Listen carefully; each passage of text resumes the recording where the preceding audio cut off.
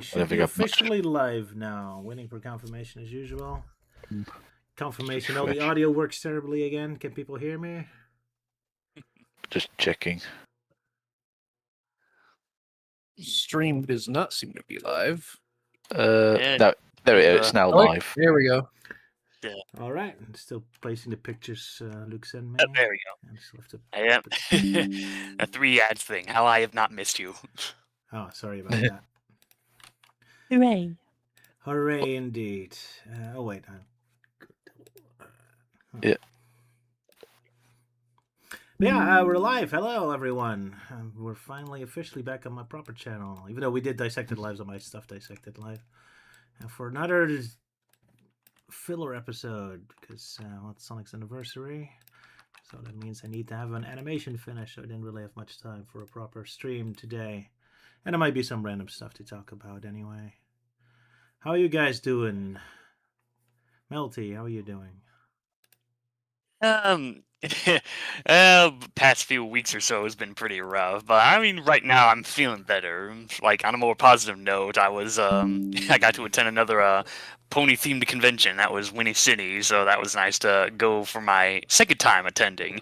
And I was really excited this year because one of the guests of honor is Andrea Libman, who's the voice of Fluttershy and Pinkie Pie. So, of course, I'm a big Fluttershy fan, so I was super happy to, finally meet her and whatnot, and got her to sign one of the official comics with Flutters on it. So, yeah, that was a lot of fun. All right. Nice to hear. Ewan, how are you doing?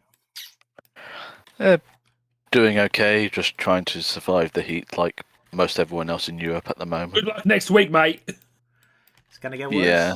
Oh boy. Yes. You sound so happy about it. You like to heat?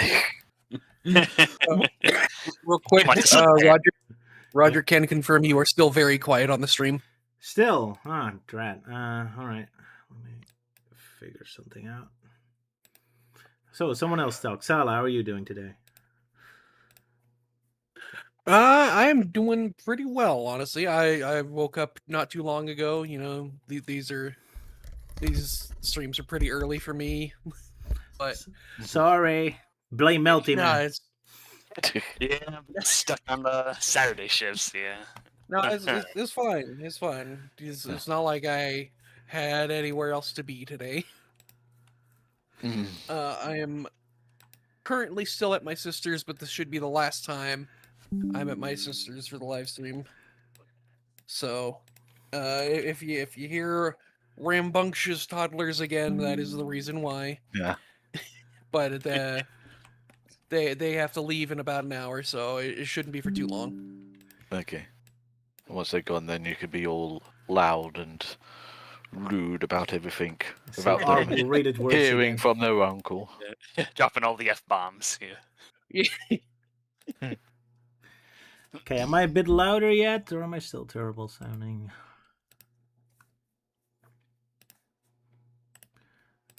You're a bit louder, yeah. Yeah, a bit louder. I think you are. Not enough. I enough that I would say people can hear you.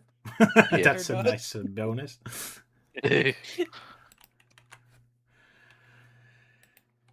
Very well. Well, I still have to put on that, I guess, Japan picture. So will someone else talk first? Yeah, well. Thank you for putting up those Japan pictures for me. Yeah, or you can already talk about Japan while I'm putting the pictures on, I guess. Oh yeah. Well, I'm just happy to have my feet back on solid ground. I am not the most patient when it comes to planes, so... You're lucky you're from Australia. We came from Europe. That's 16 hours in the plane. Yeah, I imagine it's much closer when compared to Japan and Australia travel-wise. Yeah, how many hours was it for you? Yeah. How many hours? How many hours? Oh, it was... Well, I had to take 2 flights to get there and back, so it was 8 from... Wait, no. It was 3 hours from where I am to Hong Kong, and then we go from there. It's like 8 hours from there to Japan. Ooh, still a long one, yeah. So I can imagine you're not happy about that. Well, still a lot shorter than my trip, where it took me like a 13-hour plane ride to get to Japan. Yeah, 16 hours. Once we were done dealing with the plane rides, it was a mess dealing with the Tokyo metro system for the first time. So Yeah, it's quite busy. Could you ever sit down? Or do you have to Yeah. stand up all the time? mostly stand because they're mostly crowded. Yeah, it's not fun being in Tokyo. I thought it was only in the center of Tokyo, but no, even hours outside of the center, it's still like nightmarishly busy everywhere. Whew. Yeah. Well, minus the transportation and all that stuff. Everything else was fine. Fair enough. Oh, yeah. It's a beautiful country with delicious food. But yeah, there's Oh, rarely an I opportunity loved to it. sit down. Well, I gorged myself on so much food. Oh, I bet. Oh, yeah, the food was good there. Yeah. Last I remember. What was your favorite dish? Oh, I tried unagi for the first time. Eel. Eel. Oh boy, that's a challenging one. Jeez. Oh, tasted like teriyaki chicken. Oh, really? I thought it was a lot more sour or bitter. Yeah. Had it like Unagi sauce is definitely like one of the best things Japan has ever created, and that's saying something. Oh, and the ramen. The ramen was beautiful. Oh yeah. Slurp it up. I've unfortunately never been to Japan myself, but I've eaten at a lot of Japanese restaurants, so Close enough. Yeah, close enough. Yeah. You can go to Hawaii. That's almost Japan-esque in America, I suppose. Yeah. So yeah, I guess that means we have 3 people in this stream that have actually been to Japan. Which is me, Roger, and now Taiga. I guess so. Mm-hmm. The dream of all the people from our can't come up with the words. Generation. There we go. Since we all grew up with anime. I thought you were gonna say like cultures or whatnot, because I'm from America, she's from Australia, and you're from Europe. Yeah. Yeah, but we all grew up on anime, so we all have to go to Japan for a moment. Ah, yeah. To see all that stuff. All right. And Luke, you went to Bath. A little less exotic, but also beautiful looking. I actually spent a week in Bristol, which is near Bath. It was a wonderful week away with my parents, and we went to Bath about 2 times, which is a very beautiful city. Went to the Roman baths there, which was quite nice, and I tasted. It was built on like a spring, and also you get to taste the bath water there. Or the Taste spring water it. there. Yeah, you can taste this. Yeah, you can taste the spring water. But it's tasted a bit outside. weird. So there's rainwater in it? No, there's like this special tap. It goes into like the spring because the bath was built on a spring, so the spring water is like always fresh or something. Okay. It tasted like warm water that you get from a bath tap. But it's supposed to give you healing powers or something.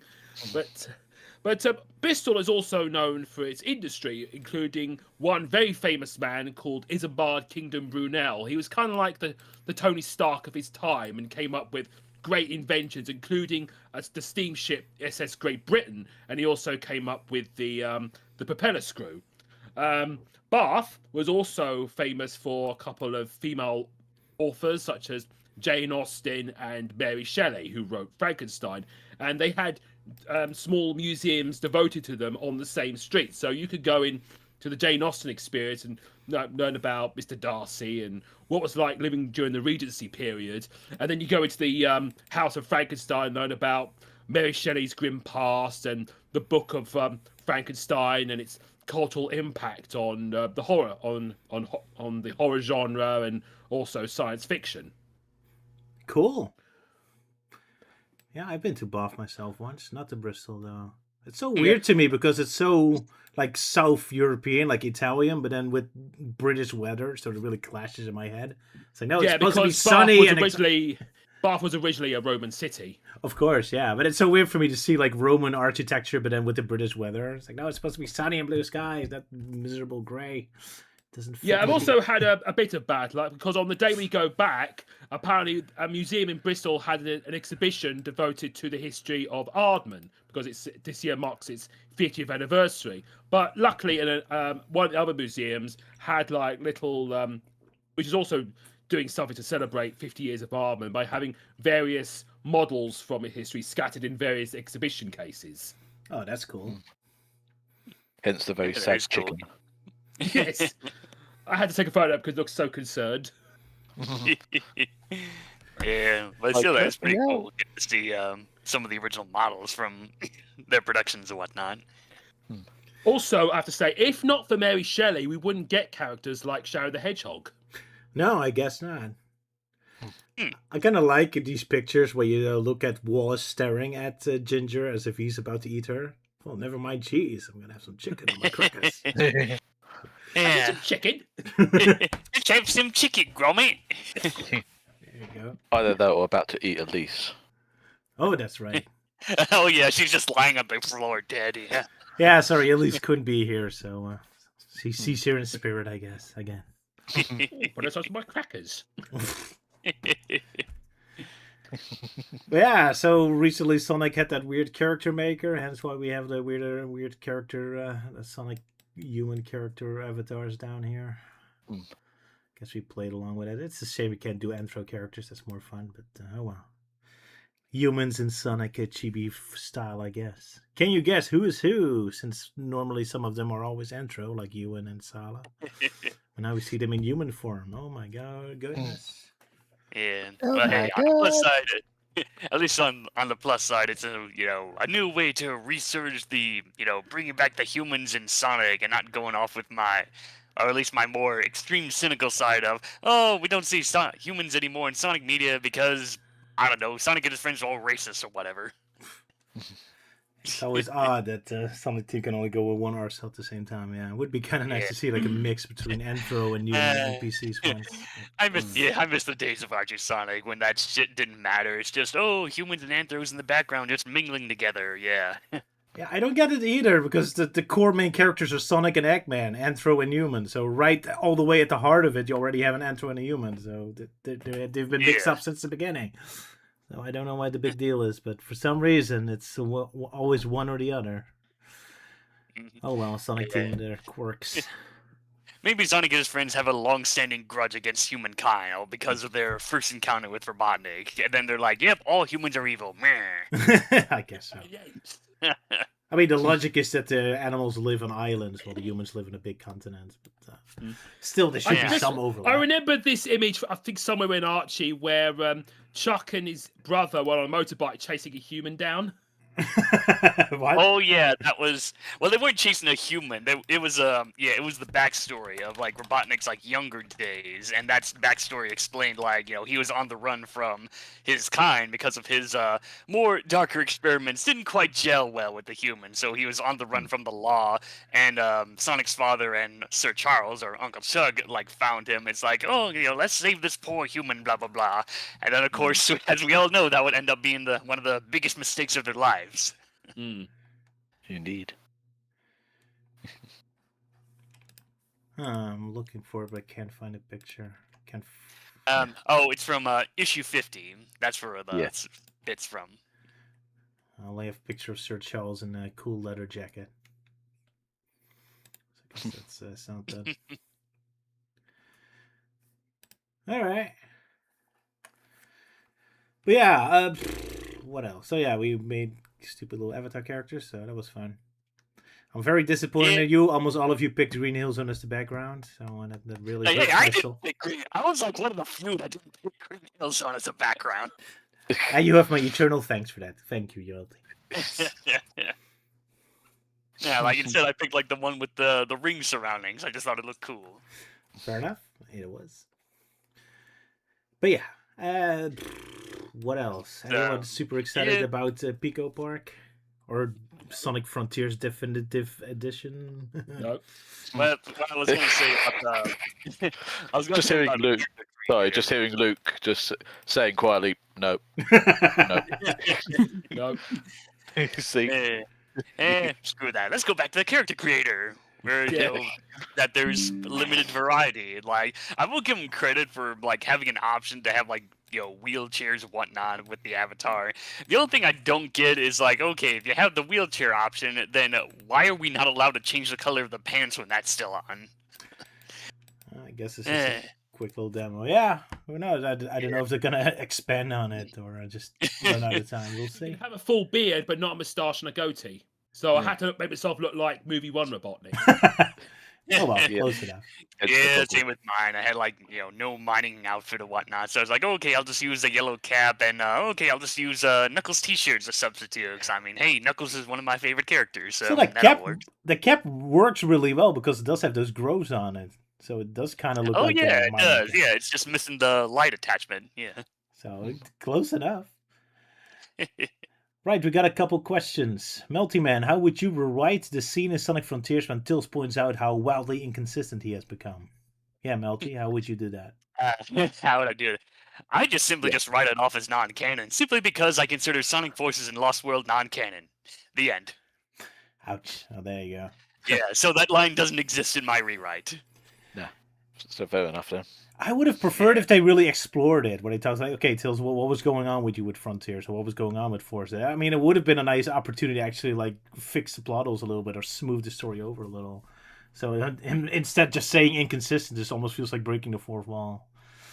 Oh, wow. Yeah, the writers just gave up on it, and you know me, how I've really grown tired of Sega's bad habit of this whole, tell don't show mentality with writing for Sonic stories and whatnot. For me, it's like, no, we need visuals, we need action, the old saying goes, actions speak louder than words, which is apparently a foreign language to Sega. But visuals are expensive. All right. Second question for me, for some reason. Roger, do you wish to bring back in IDW Sonic Walter Nagas, the Egg Bosses, and Eclipse the Darkling? I miss them.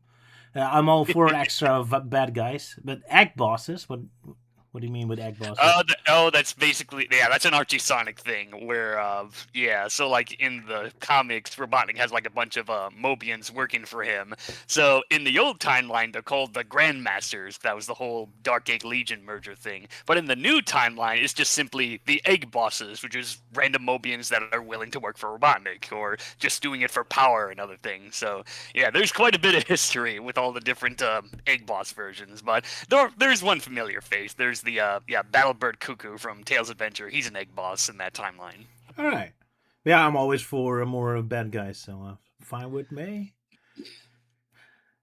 Soul's Ascension Part 3 when? It's still a long way away. I'm working on it.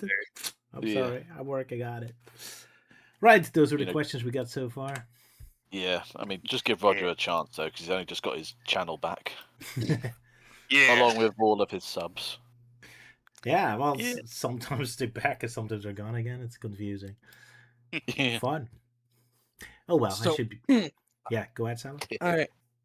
I have decided to check out today's Sonic Speed Simulator update. Roger, you'll be pleased to know they've brought back Green Hill Zone again.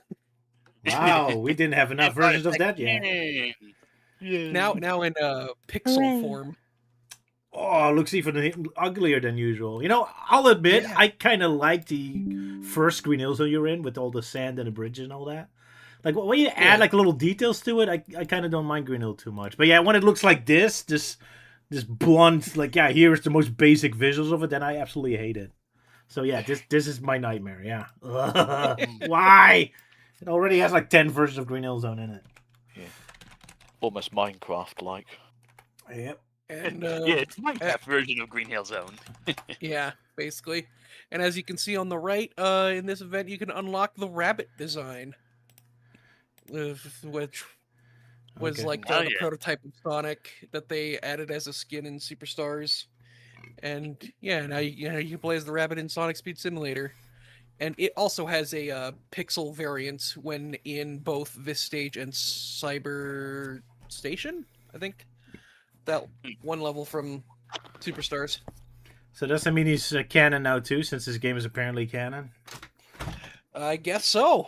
Yay! But yeah, I gotta say the Green Hills, the original Green Hill Zone, I do kind of like visually speaking, and it has nice rich color palette.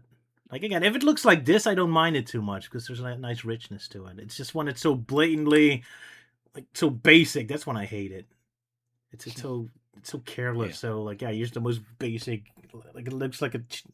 Well, never mind. Enough. Thanks for traumatizing me again, Sam. I appreciate it. Yeah, you're welcome. Life and depth compared to blocky and what's it called?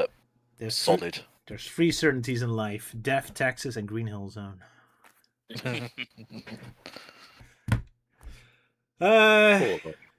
Poor me. Yeah.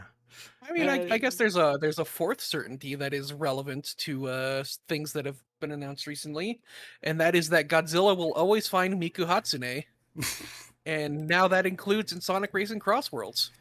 Oh right, yeah. Oh yeah, they're doing a racetrack themed after Godzilla. Yeah. Oh, that's cool. Yeah, so yeah, I guess like Sega just really has a thing for Godzilla because first we're getting that Sonic and Godzilla crossover in the comics, and now this. And Well, don't they- forget the Godzilla crossover in Sonic Rumble. Well, they desperately want Yeah. more Japanese audiences in, so I guess that helps.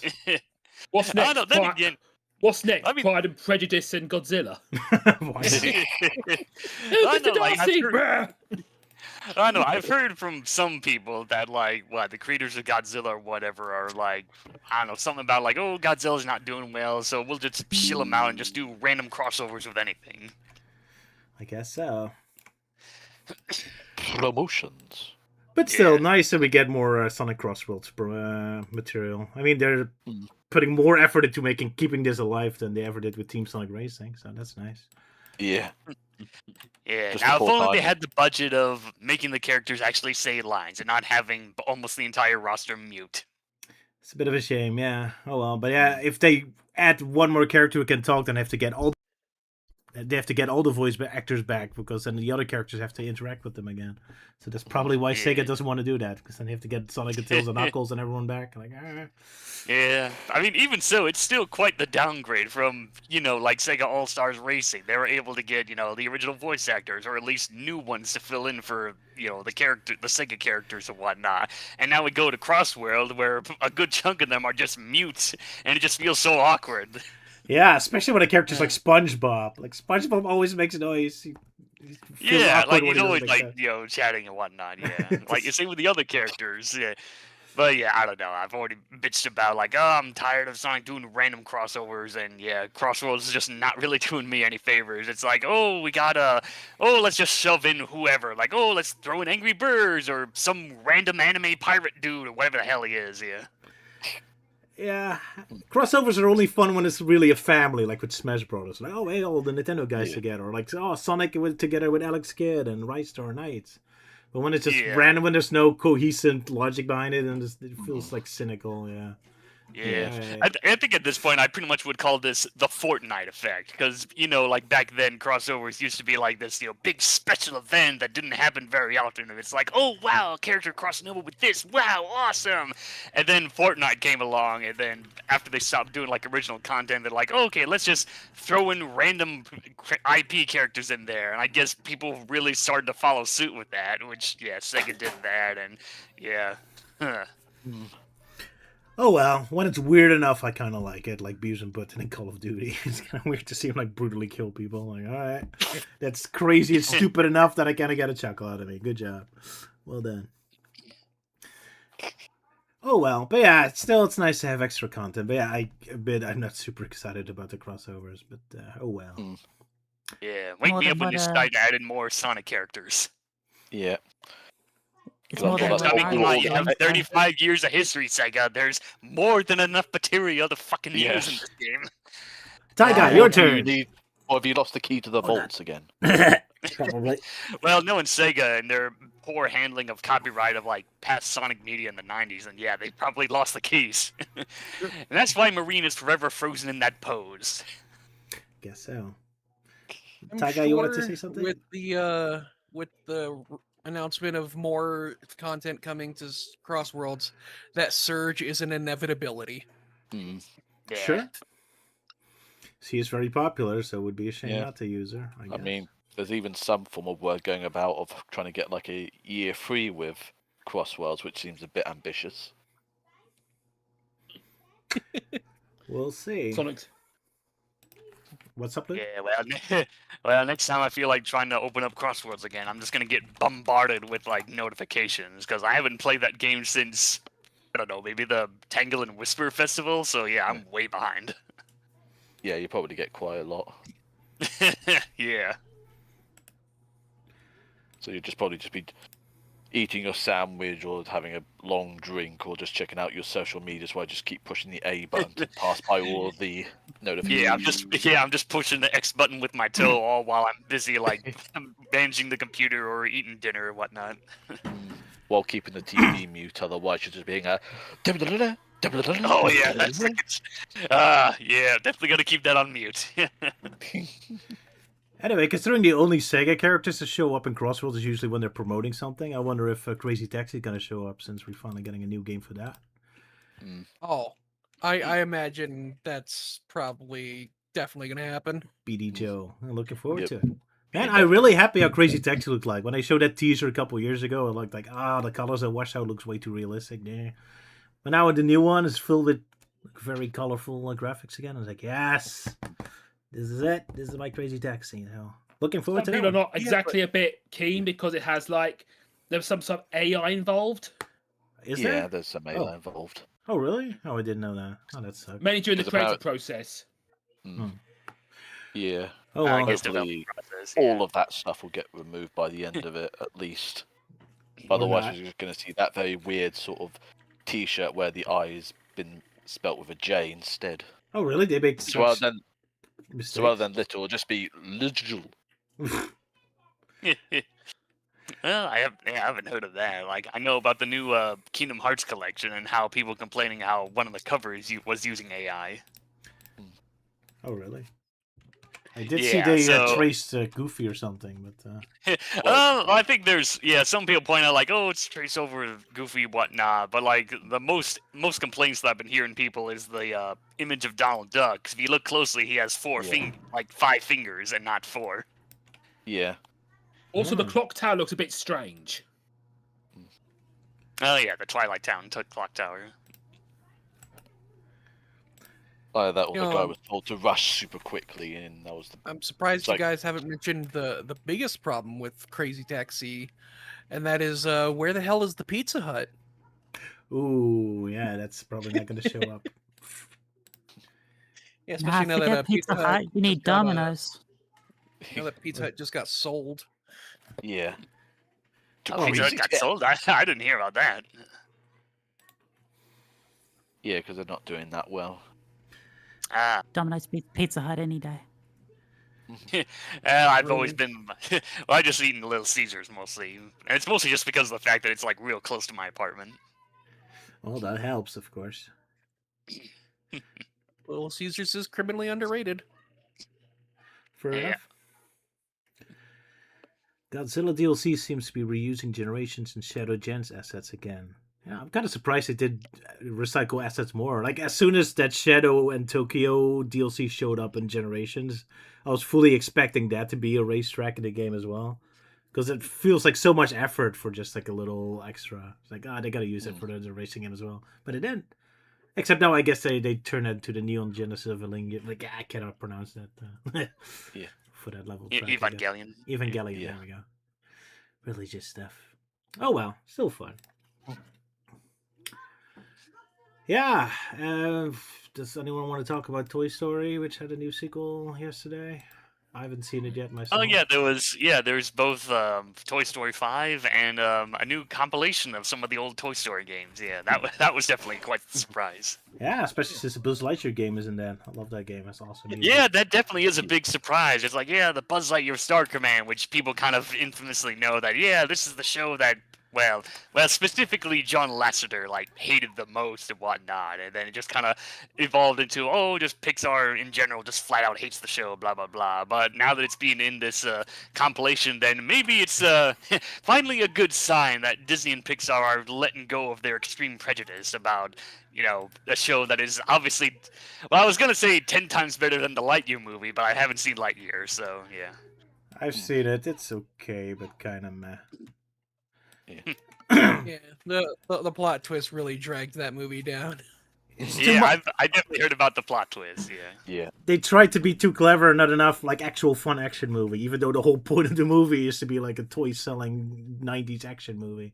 Yeah, because Yeah. that's what Buzz Lightyear's based on, like the whole like '90s show, and like this film, like the trailers and clips that I've seen, it feels like it's trying to be, It's that kind of phase of like the 2000s and whatnot, where they're trying to make everything all super serious and hyper realistic and yada yada. and deconstructive and all that. Yeah, that's a complete Yeah, opposite deconstruct- direction they're supposed to be doing.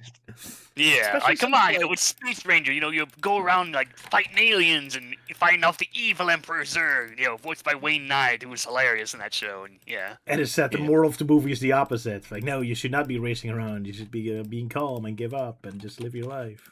I was like, no, that's not what we want out of Buzz Lightyear, you morons. Yeah. It's the Well, complete we want to opposite. we want to see space adventures. That's what Buzz Lightyear's all about. Yeah. It kind of reminds me of that Dissected I made a long time ago, like Boomerang movies. Like movies that have this awesome premise that pull you in, and then the moral of the story is that it's wrong, and then they punch you in the face. So, yay, dinosaurs. Oh, actually, dinosaurs are bad. Yay, treasure hunting. No, treasure hunting is bad. Like, why are you luring me in with a cool premise, and now you punch me in the face that it's wrong? What are you doing? We Don't want you got to any have a plans normal to life. see it. Don't got any plans to see it, but I haven't even seen 4, so Yeah, Toy Story 4 is it's interesting, but it's a bit more weaker of the bunch. Like I do appreciate, I guess when I got older, I do kind of appreciate the themes it was trying to do for like, so like the toys have moved on to Bonnie, and Woody's kind of feeling a bit aimless with like, oh, don't have to look after Andy anymore and blah blah blah. So yeah, it's kind of more like, when you're an adult and you have a kid and they, move on to college and whatnot, then you have to figure out, okay, what do you do with your life now and that kind of deal. It's like, sure, I appreciate it, but it definitely needed more time in the oven. What I miss the most, and this is kind of simplistic of me, but my favorite part of Toy Story is always the climax. I always love those creative action scenes at the end. Like the whole chase scene with the moving truck, or the junkyard scene, or fighting Zorg on the elevator and all that. And that was what I missed really with Toy Story 4. It didn't really have an exciting climax. During the finale, they just run around the carnival, which they already been doing the whole movie. So it's kind of like, yeah. Oh yeah. Does Yeah, I Toy guess Story that, 5 have a better ending, or is it yet again a boring action scene? Toy Story 5 is, I think it's a little better than 4. But it's definitely a film that tackles the whole, the whole premise of, technology is taking over, and, kids are being more addicted to tablets and whatnot instead of playing with toys. And so it's not really a film that's like, oh, technology is bad, we must destroy it all, that kind of thing. It's more of trying to find an even balance, because, like, there's that, and there's a scene where they showed in the posters where Jesse meets these electronic toys, and there is a detail about it, but I don't want to spoil it. So there is something that happens with this, and then of course the other thing that happens is that there's a bunch of these high-tech Buzz Lightyear toys. So that's kind of an interesting middle ground. It's like, yeah, they're toys, but they have the technology built into them. But, And here's a bit of a spoiler question, but is there an actual villain in the movie? Because that's kind of problem with Disney movies, that they never have villains anymore. Not be too detailed, just basic. Yeah. I mean, based on the trailers, I would have guessed Lilypad was the villain, because it seems very antagonistic to me. Imagine it being like Hal. Okay, the most I'll say about it is that there is somewhat of an antagonist. Like, yeah. More than in Toy Story 4? Well, I mean, Toy Story 4, that was more like a sympathetic villain, because, like, Gabby, like, all she wants is just a new voice box so that she can be, like, a proper toy to be played with. But, yeah, like, this one's a bit more different, It's like, I guess it's more of a, like, the person is, like, trying to do, like, what's best for their kid, which is, what the toys want for their own kid, so something like that. All right, fair enough. But yeah, don't spoil too much. All right. Yeah, I'm trying hard not to spoil it. Like just in case anyone in the live chat or whatnot want to go and see Toy Story 5. Yeah, I'll probably see it. I was gonna see it tomorrow yesterday, but it was too hot. We weren't in the mood. Yeah. At least I'll say basically, I heard that. Oh, What is sorry, it, go Tiger? ahead. Sorry. No, go ahead, Mel. I was gonna say. Well, I'll say this: like they did get a new voice for Mr. Potato Head, so it does seem like a bit more in character with, with the wisecrack remarks that he does in the film, which is always very strange when you watch Toy Story 4. It's like, yeah, the actor passed away, and they got permission from their family to like use archived recordings and outtakes of the character voice in Potato Head, but like even still, like a character like that is always he comes up with the wisecracks and whatnot, so it's very odd to see him being surprisingly very quiet in the fourth film. In the fifth film, he's a little more active, but when I think about it, it seems like the toy, like the ones from Andy and Bonnie's toys, yeah, I feel like they're starting to become more like the background Andy toys now, like like RC, Lenny, the Rocky Eye, yeah. I mean, they're still around, they have some lines, but it's kind of hard for them to be a lot more active to the plot, yeah. Yeah, that was a shame in Toy Story 4 too. Yeah, it's really only Yeah. Woody and Bo Peep who show up, and Buzz Lightyear with a tiny role, but everyone else has 2 lines in the whole movie or something. Yeah. So I guess this movie's not much better in that regard, except now Jesse's the main character apparently. Yeah, Jesse's That's pretty what I much was the going to main say. character. Yeah. Yeah, Jesse's pretty much the main character in the fifth film, and they do like to revisit her, her past with Emily and whatnot. And yeah, there's definitely a one scene that really gets like the emotional feels that you got from the previous Toy Story films, which But I'm not doing gonna that spoil is it. It's a scene with Jesse. Yeah, so that's all I'm gonna say about it. All right, Buzz and Woody get sidelined there in the whole movie, though. again. Well, it seems like they're going to get sidelined the whole thing. So, That's a which shame. is like, why make these anymore if you're not going to use the main guys anymore? Good question. Yeah. Well, I don't mind it changing the detail. I just wish there were more assemble movies. Yeah. Oh well. Well, in that case, you might want to make it like a spin-off instead. Yeah, they 'cause should I really just remember- make those mini episodes. Yeah, that was much more fun. Yeah, because like after Toy Story 3, they did do a few like minis, like they did a 3-part mini shorts, and then they also did holiday specials. Yeah. Yeah. I kind of was the same with Incredibles 2. I also thought like this. I mean, Incredibles 2 had a lot of fun ideas, but it never felt like a movie. I always felt like, man, this should be more like a bunch of fun episodes, not really a movie.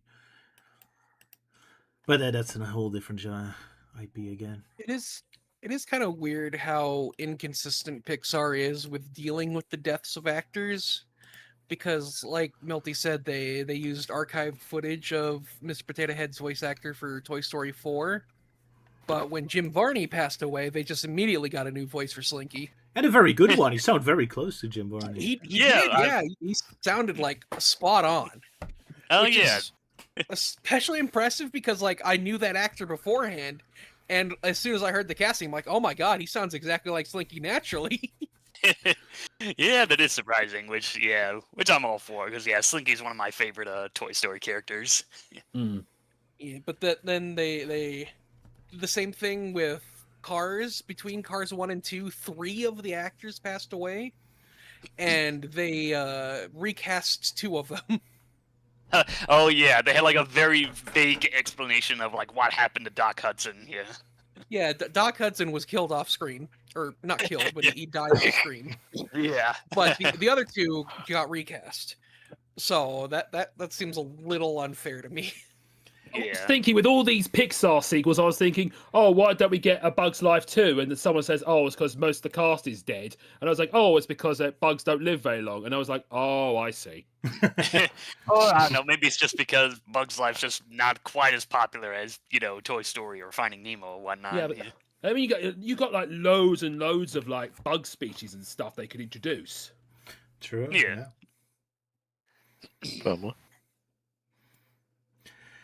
Oh well, I'm sure something will come eventually. I mean, the sequels do Well, better. Maybe they in should the- have. Maybe they should have added a scene into this movie where, like, all the actors who have died, like their characters have been, like, removed from the story, like how it happened in the last one. That is a problem Oh, with animated movies. Like every new sequel introduces new characters, so with every new sequel, you carry all the old ones along with you. I mean, Sonic movies have the same problem because now you have Sonic, Tails, Knuckles, and Amy, and then you have all the human characters, a Shadow, and like that. Yeah, that but in keeps this new building one, up it and building looks like up. They more. don't even really do anything. So Yeah, that's the problem because you have to give them something to do in each movie. So that's you definitely know they're going to get into trouble. Yeah, very I mean, quickly. superhero movies have that problem as well. True. Well, at least they can split up, I guess. Like, oh, here's the Spider-Man movie. Here's the Iron Man movie. They don't have to bring them all back in one movie at the same time. I thought the funniest example of recasting an actor in live action was in Captain America: Brave New World, where the actor who played General Ross passed away, and so they replaced him with Harrison Ford, and their only explanation in universe is that he shaved his mustache. Yeah, because he's running for president.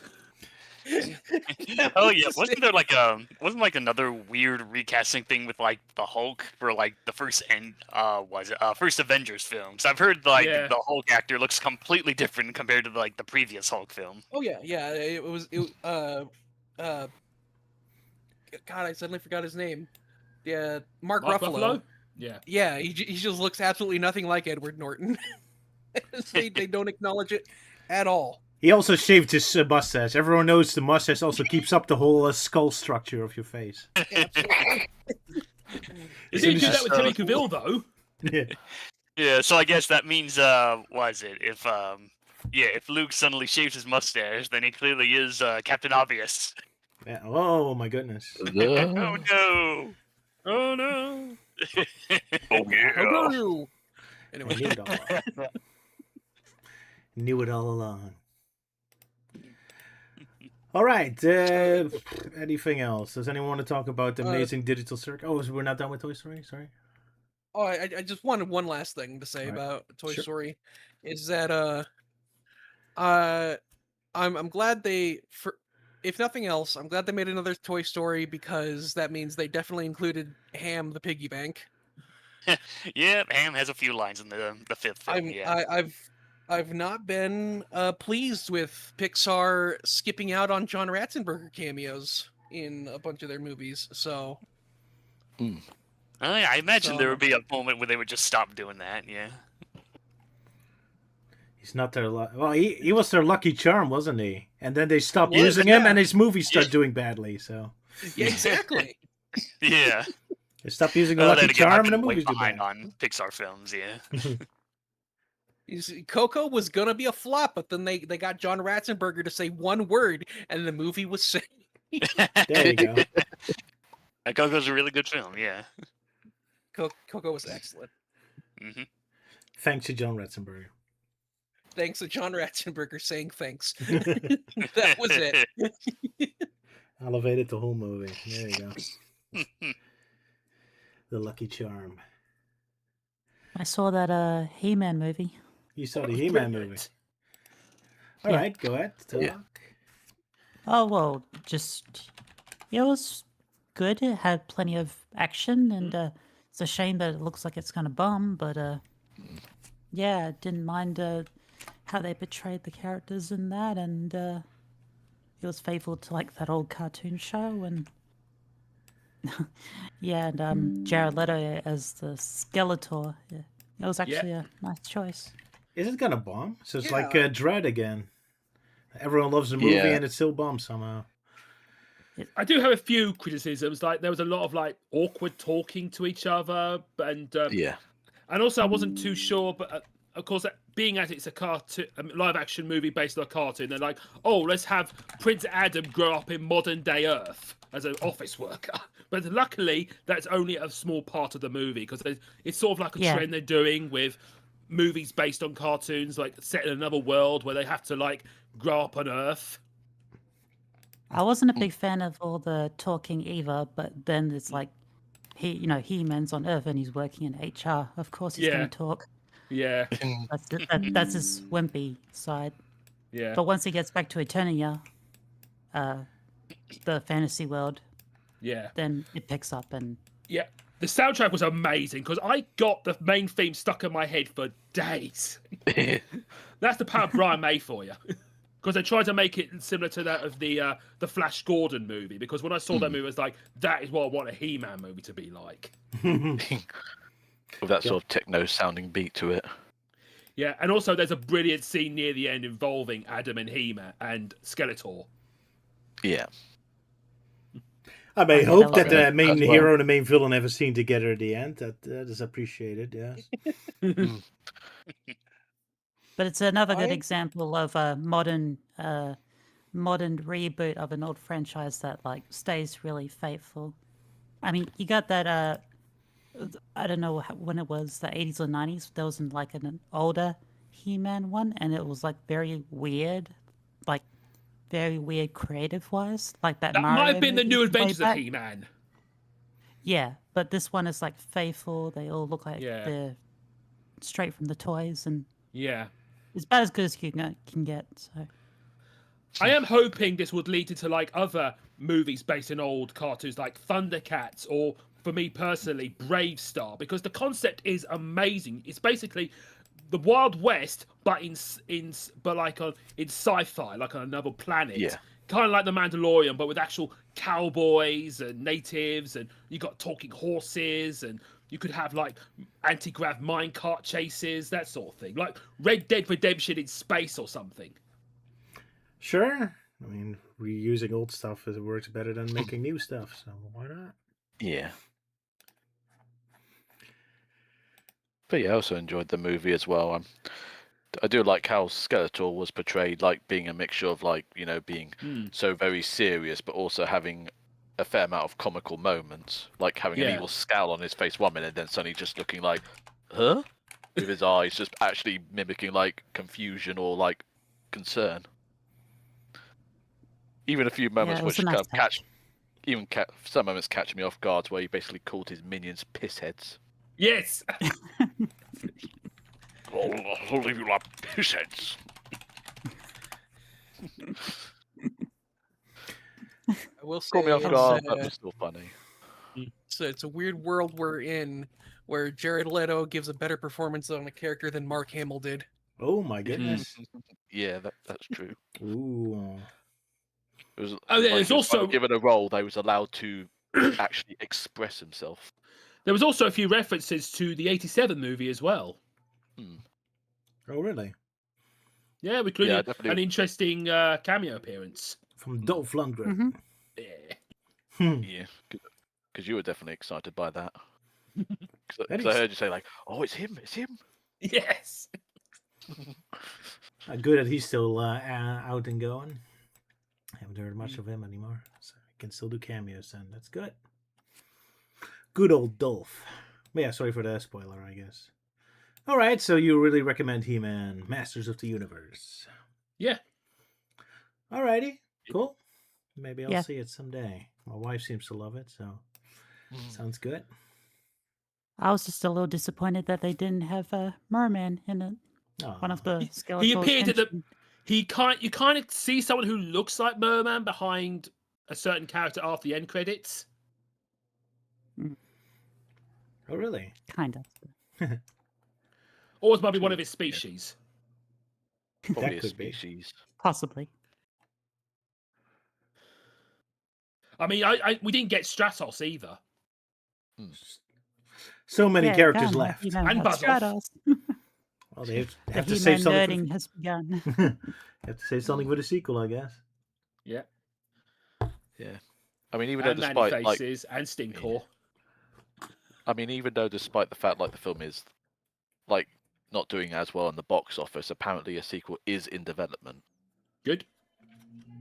So maybe we'll finally get all those characters that didn't turn up in the first movie. Probably.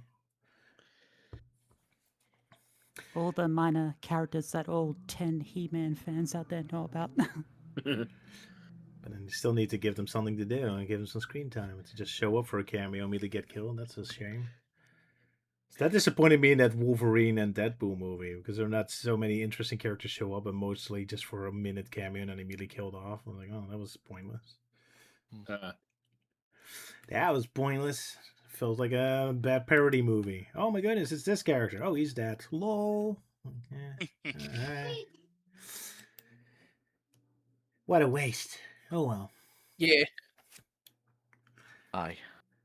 But right, I guess He-Man wasn't that, so good news. Yeah, what else do we want to talk about? Amazing Digital Circuit.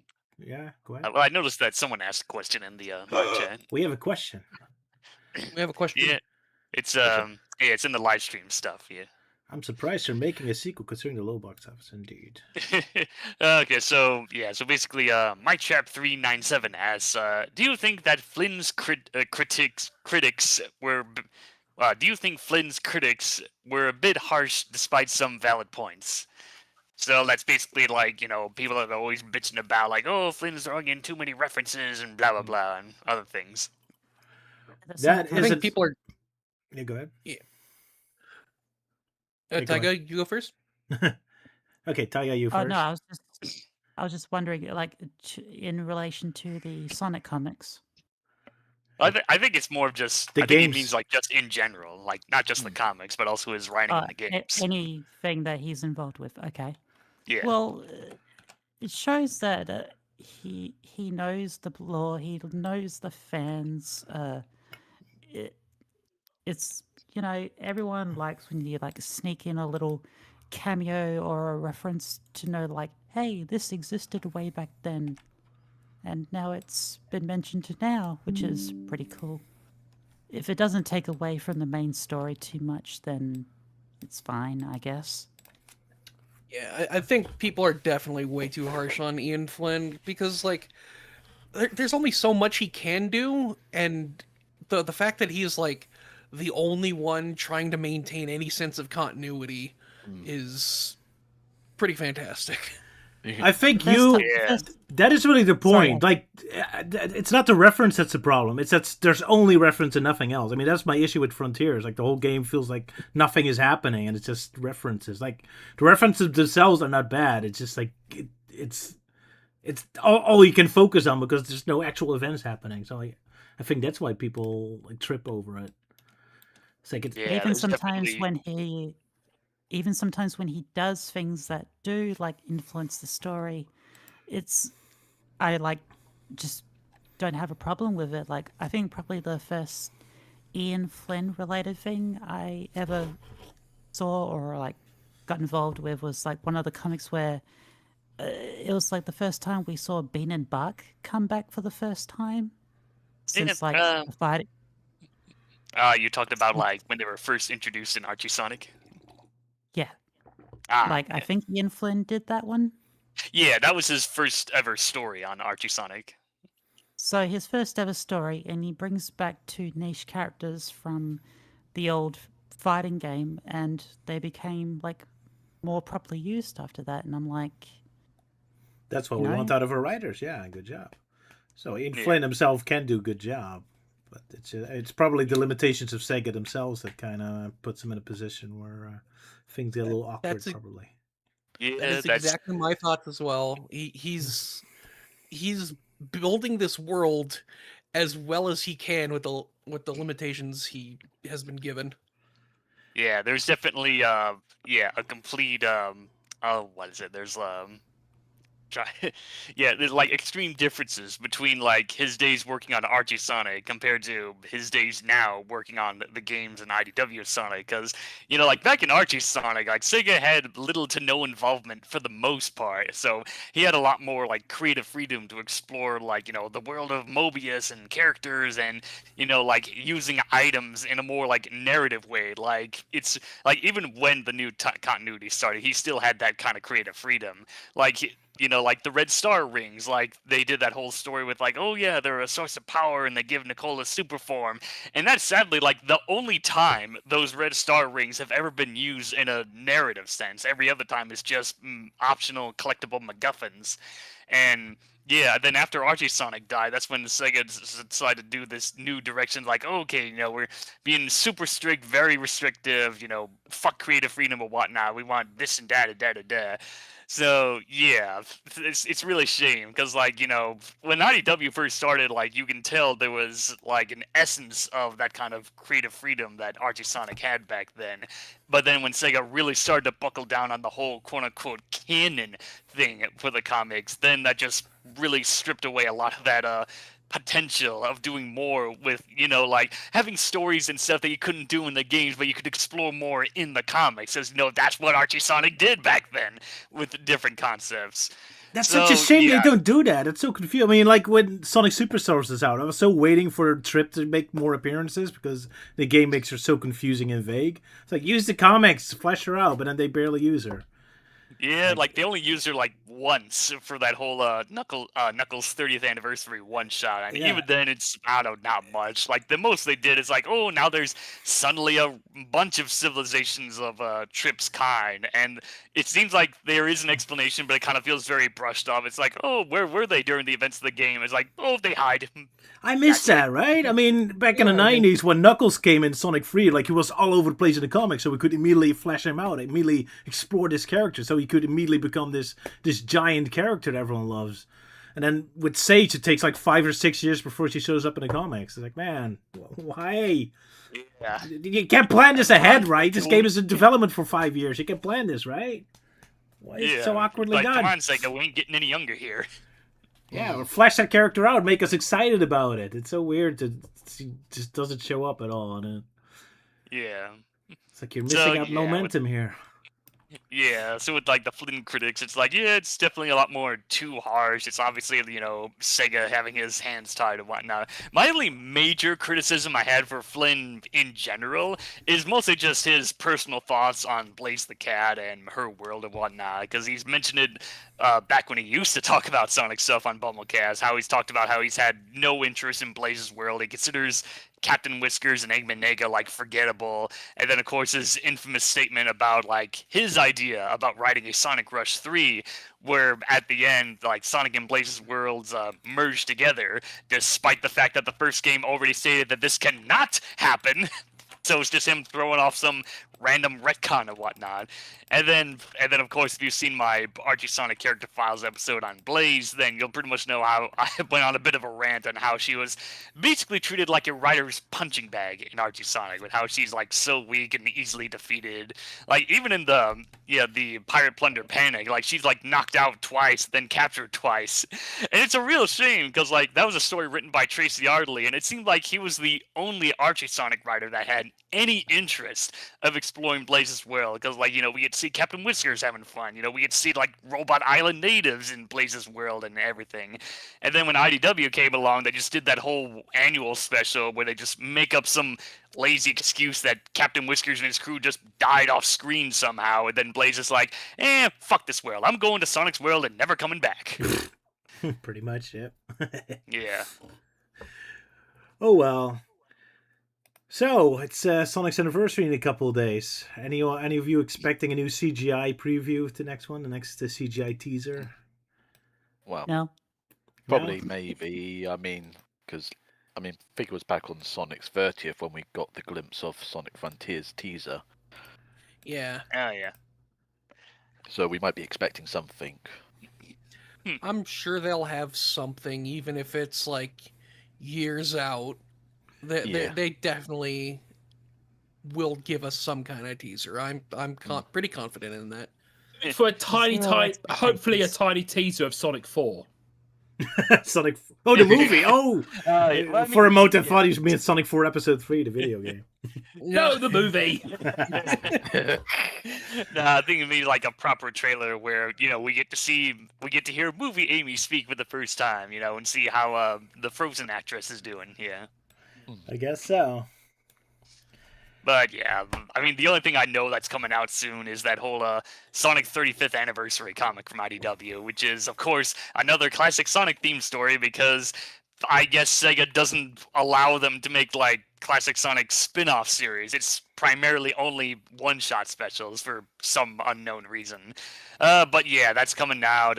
Apparently, Beanbark and Fang are coming back, which is kind of interesting considering how the last time we saw them in the comics left me a bit sour with how they just kind of came up with this lazy excuse of why we don't see Bean and Bark anymore. Then it leads like directly into an advertisement for Sonic Superstars. All right, now we got a question. Is Blaze still on her infinite vacation in Sonic IDW? Well, knowing Sega, yeah, she is. She's abandoned her home, Marine's the princess now, and yeah, she's living in Sonic's world where she can live out her dreams of being random background character. And abandons her entire kingdom. Yeah, she left her kingdom to rot. Yeah, pretty much. That's a real tragedy because, like, before that, like, we actually got to see her kingdom. It's like, yes, finally, we never did that in Archie Sonic or in the games. They're like, yes, we can explore everything. That would be cool concepts and ideas, getting to see how she runs her kingdom and interacts with the civilians there. And then the next annual is like, fuck it, she's going to Sonic's world now. Whee! There was a revolution going on, and she was overthrown. Would have been more interesting. We're done with the monarchy. Yeah, at least that would have been more interesting instead of just, Captain Whiskers died off screen. Well, okay, I've lost the meaning of life. I wouldn't even be surprised if they do that as a throwaway comment, like they're just tired of dealing with Blaze Kingdom. Like, a revolution, you'll be thrown out, so now you're stuck in Sonic's world. Just like a wave off, like, you never return again. Yeah. But man, I would love to see that. This Blaze returns just immediately right in the middle of a civil war. Like, all right, maybe I should have taken care of my kingdom a little bit. Whoops. Yeah. Yeah, it's just so frustrating because back with Archie Sonic, they experimented with the ideas of doing more in Blaze's world, and of course with Silver's future, like we get to see that two different versions of it. Surprisingly, one the dystopian, one's a wasteland and one's the dystopian future with the whole story with Golden Professor Von Schlimmer, and then we get to IDW Sonic, and all they've done is just have this one panel where Silver's home. It's like, and then it goes back to live in Sonic's world again. So yeah, the whole thing just comes off like a Mighty Python sketch. Yeah. Oh look, Silver's future. It's only a model. On second thought, let's not go to Silver's future. It's a silly place. Let's go back to Green Hills again. Yay! Yeah. I've always liked Roger's joke about Silver's future, where Silver's future is just fine, but every time he comes back to it, he just happens to be in the ruins. And so he's like, oh no, this must have been the work of the evil Dr. Eggman Nega. Yeah, that would be a fun idea.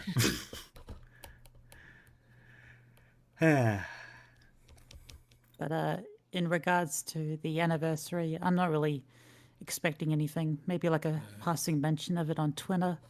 But I'll have my heart set out always to Sonic Schoolhouse 2 or something. Well, I mean, that game is turning 30 years old this year, so... Oh, another anniversary. There we go. Yeah, there's surprisingly a lot of anniversaries for Sonic-related stuff this year. So, we got Sonic Adventure 2 anniversary, Sonic the Fighters had their anniversary, which, funny enough, back to Bean and Bark, so this year marks, their 30th anniversary in Sonic the Fighters, their 20th anniversary in their first appearance in Archie Sonic, and now it's been over 5 years since they appeared in IDW Sonic. Oh, there we go. But yeah, if they do Sonic Schoolhouse 2, I guess they should make a crossover with Digital Circus, because since it has the same art style a little bit. Yeah, and then of course later down the line, later down the line we'll get Silver's big anniversary with Sonic 06 and yada yada. And Sonic UVA's 30-year anniversary. Oh my goodness. Yep. Oh, I didn't know that. Apparently so. It's strange, isn't it? We know Eggman canonically has a Dreamcast, multiple if you consider the 1E series robots. So do you think there's playing Sonic Avenger 2 on the Dreamcast? That would be a little wall breaking. I hope not. Well, I mean, knowing Robotnik, he would definitely be playing through all of his stages, breaking into the gun prison base and all that. Yeah, multiplayer, so we can keep beating Sonic and friends. Yeah. There we go. Putting out all of his aggression in the multiplayer mode. Yeah, take that, child mech. Yeah. Well, yeah, that is a funny point. Eggman canonically has no less than 5 Dreamcasts.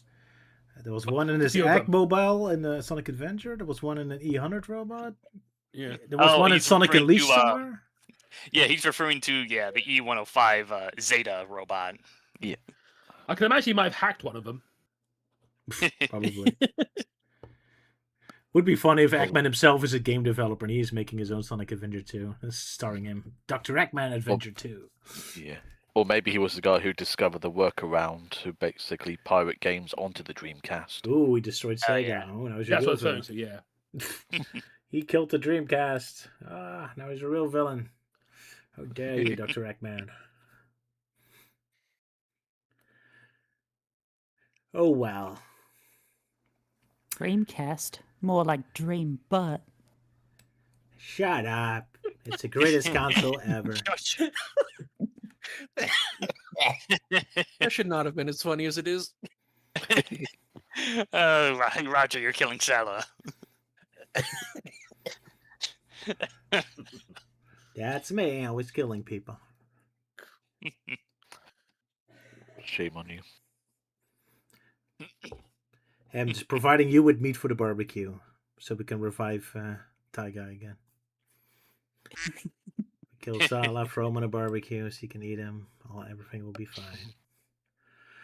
Yeah, it's just Dr. something. Mac with the great idea. Instead of WarioWare, Eggman Soft. There we go. There we go. Now you're talking. Yeah. Soft. Now we're talking. Coming out with an egg box. And egg box. Xbox. Now we're talking. Yeah, there's a game. I love to see that. Like a whole game that's just Eggman beating Sonic and friends up. I mean, that's kind of what we did to Sonic Avenger with the Amy Hammer mini game. It's basically a video game Eggman creates where you have to beat up Sonic, Tails, and Knuckles like a whack-a-mole thingy. Yeah. There's been a whole game like that where you can see mini games where you have to beat the shit out of Sonic. All in glory of the great Eggman Empire. I'm all for it. Let's do it. It's more of a critique on like video games in general these days, but I just miss when they would just make them about like dumb little ideas or whatever. Well, like Robotnik's main beam machine and stuff like that. Just take a stupid idea that you don't think would work and just make a little game out of it or something. Sure. Would be Kind fun. of still do Like that the- in various indies. If you look hard, like you get on Steam or something. Yeah, probably. Yeah. Yeah, indie but how game. like The only future for video games. how like efficient and cool they'd be if like the big companies do it, but not. Yeah. It's all AAA slop. They're not self-aware Yeah. enough. Yeah, AAA live service guff. Yeah. Yeah. Coming Oh. out in 2027, Sonic loses one of his socks in the washer. Sounds like the plot of Sonic Labyrinth 2. That game was all about him Yeah. having lost his shoes. Yeah, or that one Golden Book story where Sonic loses his shoes. Yeah. The Sonic and his 90s. bees. The 90s when Or we that still one had... episode of Adventures of Sonic the Hedgehog where Sonic loses his shoes. That was really a thing in the 90s. Sonic was always losing his shoe. Yeah. Poor Sonic. Back in the olden days when they were fucking, freaking called sneakers and not fucking boots. Oh, apparently they were always boots. I'm sorry, I still refuse Yeah, to accept technically that. they were always boots. Yeah. Well, I'm sorry, I still refuse to accept that. Because, I mean, who the hell goes around wearing rolled down boots? Like, no, I've never seen anyone wear that kind of shoe style. High tops. Yeah, I mean, yeah, they are undeniably boots. I understand that the council has made a decision, but given that it's a stupid ass decision, I've elected to ignore it. They're shoes. I mean, Yeah. Amy has the same idea, but there it looks properly like a boot, so... Yeah, they're like, yeah, Amy's look like boots. Like, Sonic's just look like, sneakers and rolled down socks. Yeah. Think of like rolled down boots. I was thinking like the sort like pirates would wear or something. Oh, right, yeah. Bring back the soapies. There we go. I mean, they have occasionally, but yeah. Costs money. They have to pay money to the shoe company again. The soap company. Yeah, and we all know Sega's cheap with licensing. Just like the voice actors in Crossworlds. Ouch. Yep. Oh, well. Yeah. Any other expectations we have for Sonic's anniversary? Any reveals? Well, Can't think of much now. yeah. I mean, Yeah, no. Kind of hoping. I think just kind of hoping Just- for some more news involving Jack specific and their Sonic toys releases, because they've gone a bit quiet lately after releasing the 35th anniversary figures. Yeah, it's been a while since there's been any announcements for like new figures for like the 4 inches and whatnot. Yeah. We adults want our toys, damn it. Where are Yes. our toys? I'm still waiting for my Vanilla the Rabbit figure to complete with Green the Rabbit. There we go. I'm still waiting for E102 Gamma. Which reminds me, I need to show off all the cool toys I got from you, and I guess I have to really make an April Fool's Toys thing again soon. Long overdue.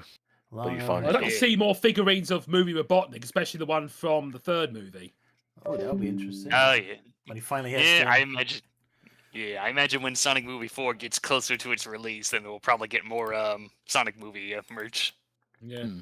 I want them to hurry up and make an official Surge figure. Yeah, Mm, that should happen someday. still waiting. Yeah. I mean, I know there's an official like Tangle and Whisper figure, but good luck trying to find those in stores. Yeah. Yeah, and it doesn't help that eBay is like flooded with yeah, they're kind of flooded with figures, but they're all done by scalpers. So yeah, if you're not willing, if you're willing to pay $100 or so for one specific figure, then yeah, you're don't bother. That sucks. We Yeah. want our Still waiting. toys. We want Just our gotta wait and toys. hope that Smiths eventually releases them. Yeah, I mean, at least with Smiths, like from the stories I've heard from you, it's a pretty big like store with like big rows of Sonic figures and whatnot. It's very different over here in America, or at least my side of America, where like stores like Walmart and Target and whatnot, like they have Sonic merch, but it's like very small. Especially Meyer, it's like very tiny for some reason. Like maybe, just like maybe 4 or 5, maybe if you're lucky, 6 pegs of like Sonic figures. Yeah, Individual. well, yeah, over here we only got like 2 pegs, and most of them Ah. have like what a total of 6, compared to Smiths, we had like I don't know 30 or whatever. Mm, At least you get Yeah. some in the Yeah. Netherlands. I've never seen Sonic action figures. I was relying on you and to get my Yeah. to be my dealer. yeah. Yeah, And now, cool. and of course now Roger's happy that he's finally has his own Mephiles figure. Indeed. Yay. Still looking for my picture for it. Yep. Yeah, and then of course me and you did a few. Well, we did a figure trade once, and then Yeah. we're still waiting on the second one. Yeah. Yeah, I'm still vaguely hoping that the towers will one day just magically vanish from existence. Yeah. But it's still safe and sound. Like, It's gathering probably dust. collecting dust by now. yeah, I need to give it a dust. So I have to give it a big dust outside. Yeah. Funny Along with the enough, I random- actually have funny enough, I have a package full of stuff that I'm planning to give to a friend when I was at Winnie Cine, where I got a few stuff related to some of his favorite characters, like Saffron Masilla and Princess Cadence.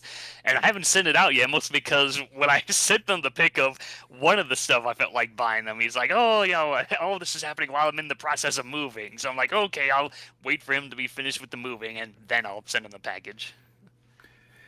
Here are the cool toys I got from you, and including my favorite Sonic character, Captain Phasma, the coolest Star Wars character ever. He wanted to Along know with what the my true favorite. hero of Sonic. I'm constantly Pepsi mocking her, and Pepsi Man, of course. It's a Yeah, shame. Pepsi Man. And Tikal and Trip. Ah. Oh yeah, I got super Oh. lucky in finding a Tikal figure at Target.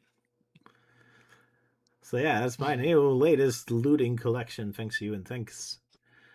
And now I need to No have a problem. Phasma on all my toy movies, where he immediately gets killed in 2 seconds. It is I, Captain Phasma. Ah. just popping up and saying, I exist, and then just getting shot. When he died. It's still the funny thing to me ever. Like, they build her up like this super cool villain, and in both movies she shows up, she gets killed in 5 minutes. It's Yeah. like she's like the Kenny from Star Wars. Oh my god, they killed Captain Phasma, you bastards! A character that would make Red Pine proud. I feel like she should have survived in Rise of Skywalker, and she should have had the same role as Richard E. Grant. It would have made sense for her character. Yeah, that she's the traitor, indeed. Oh well, missed opportunity. Yeah, I feel like Captain Phasma was way too loyal. Indeed.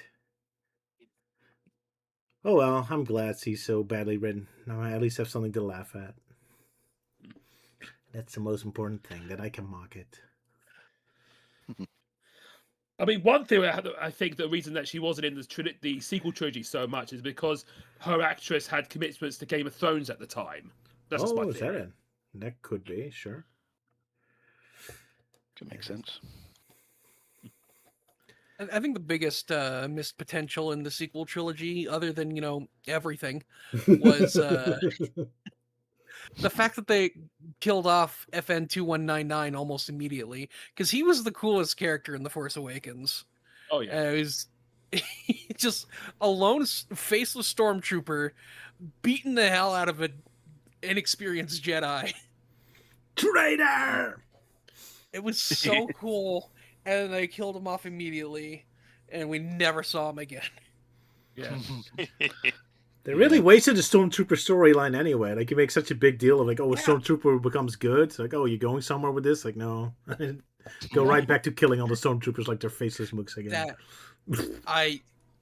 That is such a tragedy, is that they squandered such a good plot point and did nothing with it because Disney kept replacing the director, and every time the director's like, I didn't like what the last director did, I'm gonna completely abandon everything he set up. It's definitely quite an art experience. Don't look at it as a movie that's supposed to make sense. Just look at it as some sort of experimental art project. What happens if the director hates himself in his movie, in his story? Oh, there you go. Yeah. Oh, I see you have the minifigure of Mechasonic there. Yeah. Yep. Oh, yeah, nice. I actually have two versions of that. I have the 4-inch one and then the bigger one from that. Yeah, it's like a big Mechasonic with a little classic Sonic minifig, and like the big one has like the features of like, well, I think the eye can light up or something, but Yeah. you can like pose the fingers, and it's kind of weird. There's only like the thumb and 4 fingers on one hand kind of pose. So I'm like, hey, at least I can pose him to try and make him do his best Fonzie impression. Hey.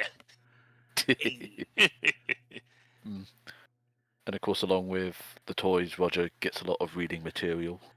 Yes, I got all the IDW comics again. So when we finally get back to them in the stream, but we have to go through the Fleetway ones first. Yeah, next stream we should finally return back to our projects again. We have too many filler streams in a long time. Yeah. Yeah, it's definitely it's been a while. But I'm like, hey, I mean, at least the filler streams on Stuff Dissected, they're still like worth checking out for like randomness and the fact that I was able to get Ryan Drummond to do a voice shout out for all of us. So yeah. Yeah, we should advertise them a little bit. Should put them in Yeah, the playlist. so go check out Roger's other channel, Stuff Dissected, for our Dissected Real Live miniseries, which shows what we were doing during the whole hacking incident. Yeah. Indeed. All right, I think we're running out of stuff to say. Sylvia had an idea that we had to ask each other a personal question. Not sure if anyone wants to do that. No, I think that was my idea. That was your questions. Yeah. Yeah, it was Melty's idea. Oh, my apologies, Melty. And so Melty was very curious about us. Yeah. All right, here's a question, Roger. When are you going to do that Mega Man X parody? I got to do that 5 years ago. Okay. It's meant to be an April Fool's project, so I'm saving it for on April's Fool. But yeah, I keep missing my deadlines. I'm sorry. It's still hanging around, just like many other projects, like Soul Ascension 3 and so many others. I know, I'm terrible. I need to finish more stuff. I hope to have Sonic 3D Blast done for the anniversary, but I have to work really hard. Okay, any more questions about stuff I haven't done yet? Or could give like someone else another question. Yeah. Fair enough. Taiga, what's your favorite meat on a barbecue? That would have to be chachu pork. Chachu pork. Alrighty. Yeah, they have lots of that in Japan. Ooh. It's a cow tongue pork. Oh, no, it's pork derp. My brain is not functioning. Sorry. Cow tongue pork. The Your best little pork tongue comes from cows. I got a question for Luke. Is your mustache alive? Well, I've shaded down a bit, but it's not like completely alive. It's also a bit grey. Yeah. Yeah, he just needs to grow it out a couple more years, then he can use it to Yeah. fly. Or if Luke chooses to, he could just basically just let his hair all grow out, and by the time his hair becomes all like white and grey, he can cosplay as Gandalf. Well, my hair actually grows out, so it ends up looking like a massive afro. So I end up kind of looking like Bob Ross. Nice. Yeah. Funny enough, there was a time I actually had a bit of a mullet look for a while, and the only reason why is because this was during, like, the COVID-19 pandemic times, and that was a time where I was super paranoid about, going somewhere to get a haircut during those times. So, yeah, so I just kind of let my hair grow out. The only cutting I did was just, cutting the front of my hair so I could see. But, yeah, eventually I kind of grew out of it. Oh, Sylvia has a question for me. What did I think of the Amazing Digital Circus episode 9? I loved it. I highly recommend it. Everyone go watch it. It confirmed a theory that I was never a fan of, but it did it in a way that was very satisfying. So, Oh, yeah, I've seen it. I got to see it in theaters but weird thing about that is that the theater next to me had the finale listed, so I went there, but when I looked up at the boards, it wasn't on there, which I found that really strange. So I went to another theater close to me, and they had that film, and that's where I went and saw it. But yeah, I've seen it. I've kept up with the series at this point, so I'm like, okay, I might as well watch the finale. And yeah, it's good. I haven't really followed up on the fan base, because honestly, the fan base just terrifies me with how mentally unhinged they are, and driving the creator to just give up and hate on his own creation because people wouldn't stop pestering him. Yeah. Yeah. Oh, well. Kind of understandable. Something that was originally a passion project, but now they just want to get it all done and dusted, just get away from the fans that become incredibly toxic over the years of demanding more stuff. Like, I demand to see more. I demand this to happen to this character. Give me this more. They're all turning into the more crabs meme. And like us, we'll never complain about our stuff like Sonic. I have a question about Digital Circus. Does Captain Phasma show up, or is that a spoiler alert? spoilers, man. We can't talk about that. Yeah. Can't believe you just ruined that for everyone. That's a theory you were having. Unless Captain Phasma all along. For Crossworlds. Yeah. Basically popping up briefly like that. The red sort of like artist mannequin thing with the cowboy hat going, stop, and it just vanishes. Basically, that's what happened with Phasma. She just went, Yes. and then just vanished. Was immediately deleted. Yep. Kane deleted her. No. Oh wait, Kane is dead. Never mind. Same thing with everyone's favorite Sonic X character. Red Pie. Exactly. Our hero. Just popped up as well and was like, oh. That was it. I have a question for Melty. What is your favorite American restaurant? Uh-oh. Ooh. Make sure you give the correct answer. American restaurant, huh? Yeah, that is a good question, because I normally don't go out to restaurants.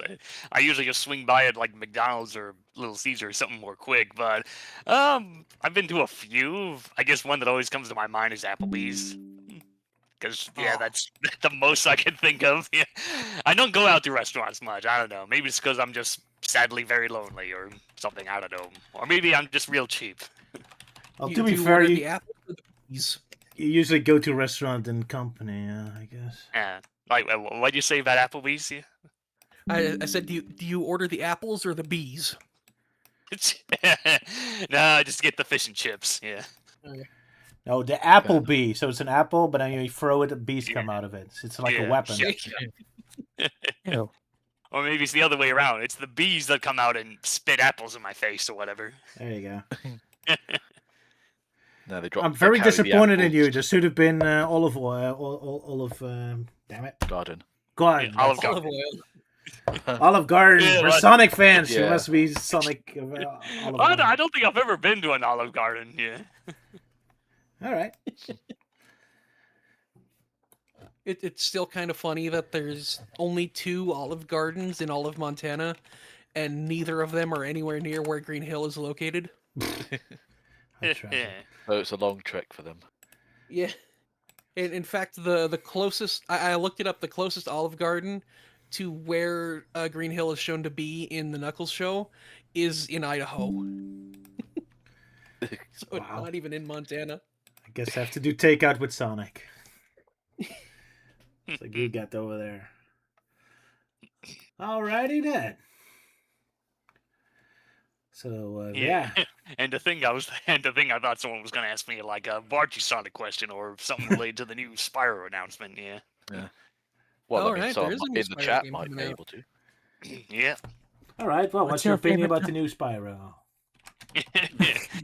Well, that's kind of interesting because, like, yeah, a new Spyro game comes out, and I've been a fan of the series because it's one of my holy trinities of 3D platformers next to Crash Bandicoot and Banjo-Kazooie. But yeah, when the teaser trailer was shown off and I saw it, and it was just more of a oh neat kind of response, like not a big reaction or anything. I don't know, maybe it's just because I've gotten old and my enthusiasm has died off because of how I've been fretting so much about real life and so many changes going on in my job and whatnot. But I think the other factor of why I'm not like that overexcited about it is mostly just because of the fact that modern games just suck now. Because the consoles are getting way too damn expensive. We're gonna get into like the thousands soon enough, and yeah, and then there's the fact that the new consoles don't really have anything that really makes them stand out. Because like when a new game console comes out and they show off all this stuff, it's like, yeah, a bunch of like exclusive titles that you can only get on the PS3 or the Xbox 360, cool stuff, that kind of deal. And I'm just not seeing that. It feels like Nintendo's the only one that sticks to that whole console exclusivity deal. And even then, that's not much saying much, because all they have is just this slightly updated Switch with a catalog of games that you technically don't own because of that stupid game keycard crap. And then for the PS5, well, it's still got no games even after all these years. Yeah, no exclusive games that are worth giving a damn, because all they have is what, Astrobot and Astrobot. Yeah. Yeah, I Yeah, agree Astrobot, with you. yeah. I mean, I guess we grew up in the wrong time. I mean, in our time, it's like, oh, you go from Atari to NES and a Super Nintendo and a Sega Saturn. Like every new console was like a big jump, and every console represented new technology, new games. Like the idea, you get a new Nintendo 64, but then the launch title of it We was were in just the best time. What?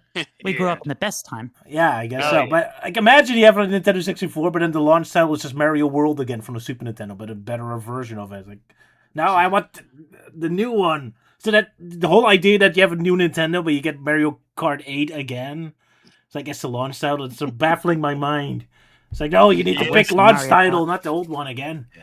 Like, or Yeah, that's another thing that's been bothering me with some of these technically new games. It's just, oh, it's the same game. It's like, oh, now you can play as this character. Oh, now you can do like what, change a filter or blah blah or some other stupid shit. Yeah, I don't know. Yeah, I'm getting a bit tired of like re-releases because like there are definitely some rare occasions like when they brought back Pokemon the inventory. Like, okay, the original was delisted years ago, so now new people can actually have a chance to play this game. But yeah, like nowadays it's like, yeah, there's not much variety. It's just, oh, now we throw in this character, or yeah, the DLC is really lacking in a lot of ways.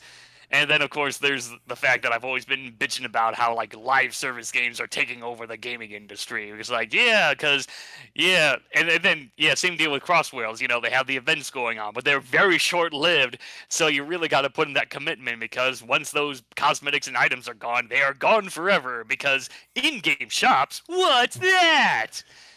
it says something that every year I'm more excited when the new Sage is out with new fan games than whenever there's like a E3 or something.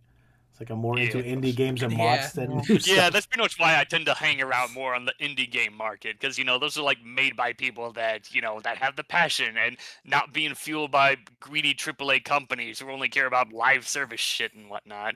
Making games that are only for online services that will end up become lost to time in the future.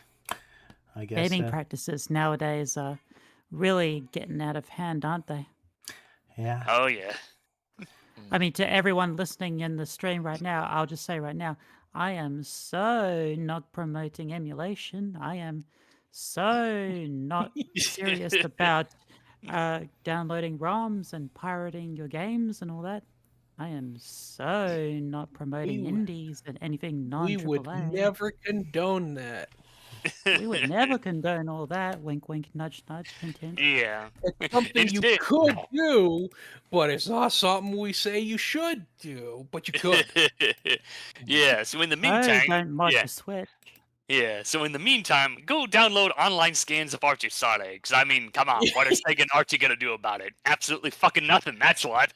Oh, Ken Penders occasionally resells them. Yeah, like, no, don't do that, no. Like, don't bother getting those bootleg shit that he's been doing. It's like, go to the actual source. And The Tyga purest drew. of sources.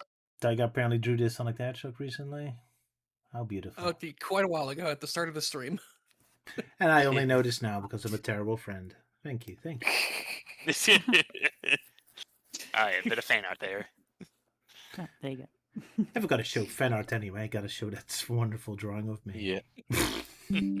That's my honest thoughts about Sonic nowadays with all the Sonic fatigue I have.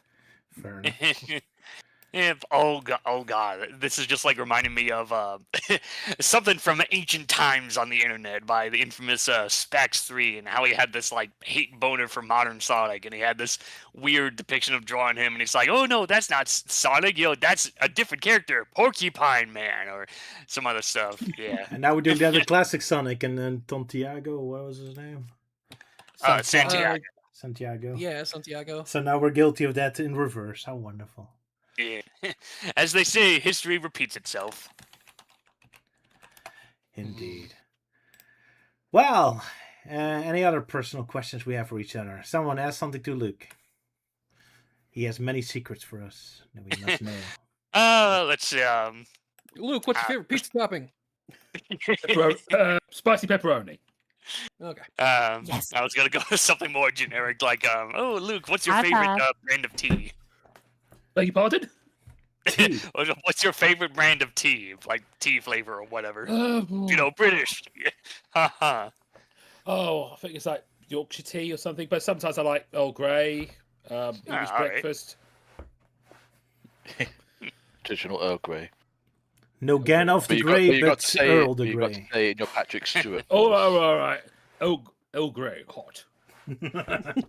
Tea, Earl Grey hot. Thank you. Melty, Captain what's Picard. your favorite type of trash can? I don't know, the classics, the classic metal ones, not this dinky plastic ones you see out in the curbs everywhere. In my day, we had trash cans that could last nuclear bombs and shit. And Good answer. yeah. I admit, I always had a soft spot for those American trash cans, those metal things. They were really cool. It really happened Yeah. in the Netherlands. I Yeah, remember I particularly think from it was Rescue Ouch. Rangers and Sesame Yeah. Street. One. Funny enough, my parents actually have those kind of trash cans. They keep them in the garage. And funny enough, they don't use them as trash cans. They use them more for like storage for like pet food. Because whenever we had like cats and dogs, we'd always have the food in those trash cans. Whenever the cat bowl would get like empty, whatnot, it's like, all right, off to the garage and scoop up the cat food from the trash cans and fill it up. And if anyone's wondering, yes, they're clean. We didn't use them for garbage back then, or at least as far as I know. In the Fair. UK, all of our households have three of them. Like there's a black one for general waste, a blue one for cardboard and paper, and a pink one for like plastic and metal. Well, technically 4, because I don't think you've got much of a back garden for it. Which is the Oh, yeah. green one for the garden waste. Yeah, Which is basically what I've got. So yeah, got a total of 4 wheelie bins. yeah, 3 or 4. Yeah. Yeah. It's a good choice. Good old classic model. Good enough Yeah. to head over the head of a pro wrestler or hide a grouchy puppet in. Indeed, Exactly. indeed. Sala, question for you. What's your favorite Sonic Unleashed level? Which one? Well, I mean, the best music is definitely Rooftop Run Day. And you know what? No, that's definitely my favorite stage too. I especially love the little section where you're going down the alleyways and you have to memorize the pattern, and it's left, right, right, left, right, left, left, right. I freaking love it. You even memorize it. Oh yeah, Got it So memorized. they did it again in Generations, and it was the same pattern, and I freaking loved it. I've got a question for Melty. When I was on holiday, I was looking for movies on Disney Plus, and I came across Oz the Great and Powerful, and I was wondering what you thought of the movie.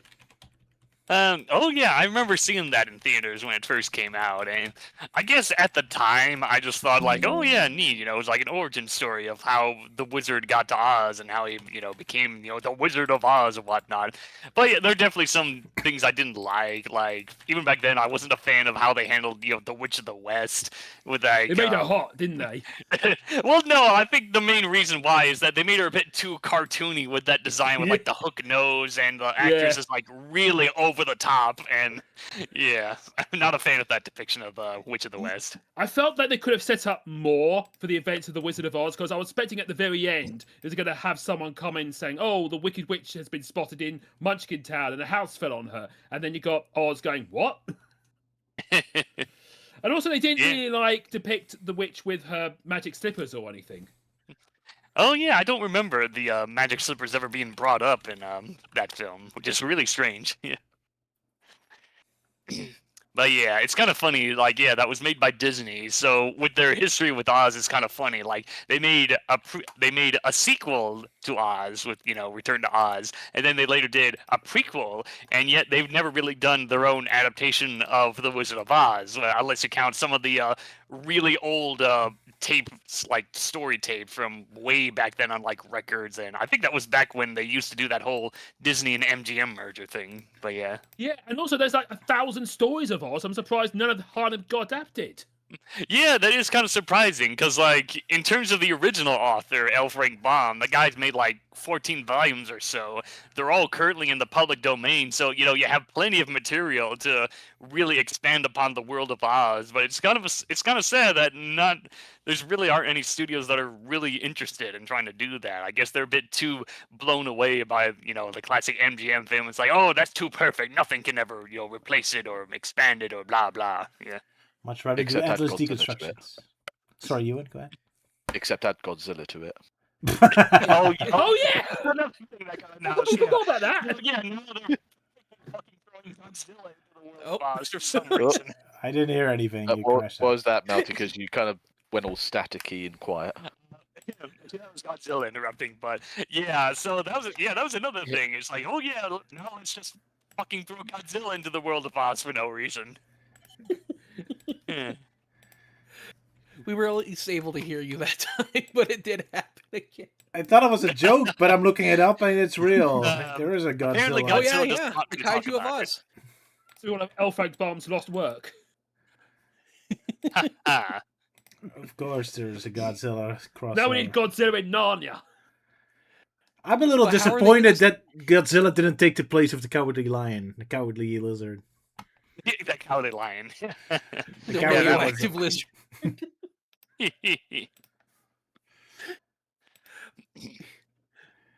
All Oh right, yeah. good to But yeah, know. it's made. Well, yeah, it's If made by you only IDW, were a and fish. yeah. But how are they possibly going to squeeze Hatsune Miku into here? That's a good question. Well, yeah, Just magic. replace Dorothy with Hatsune Miku. There we go. She's doing a concert inside of the tornado. Rave.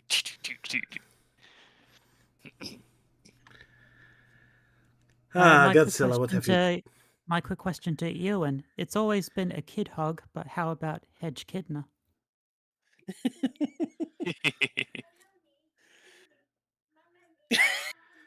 Is he there? Because people kind of Guy- mock him that he makes jokes about hedges. I got offended. You broke his brain. You there, mate? He's been. Probably ran off to get a snack. Yeah. But then he has to make jokes about hedges all the time. Kidding.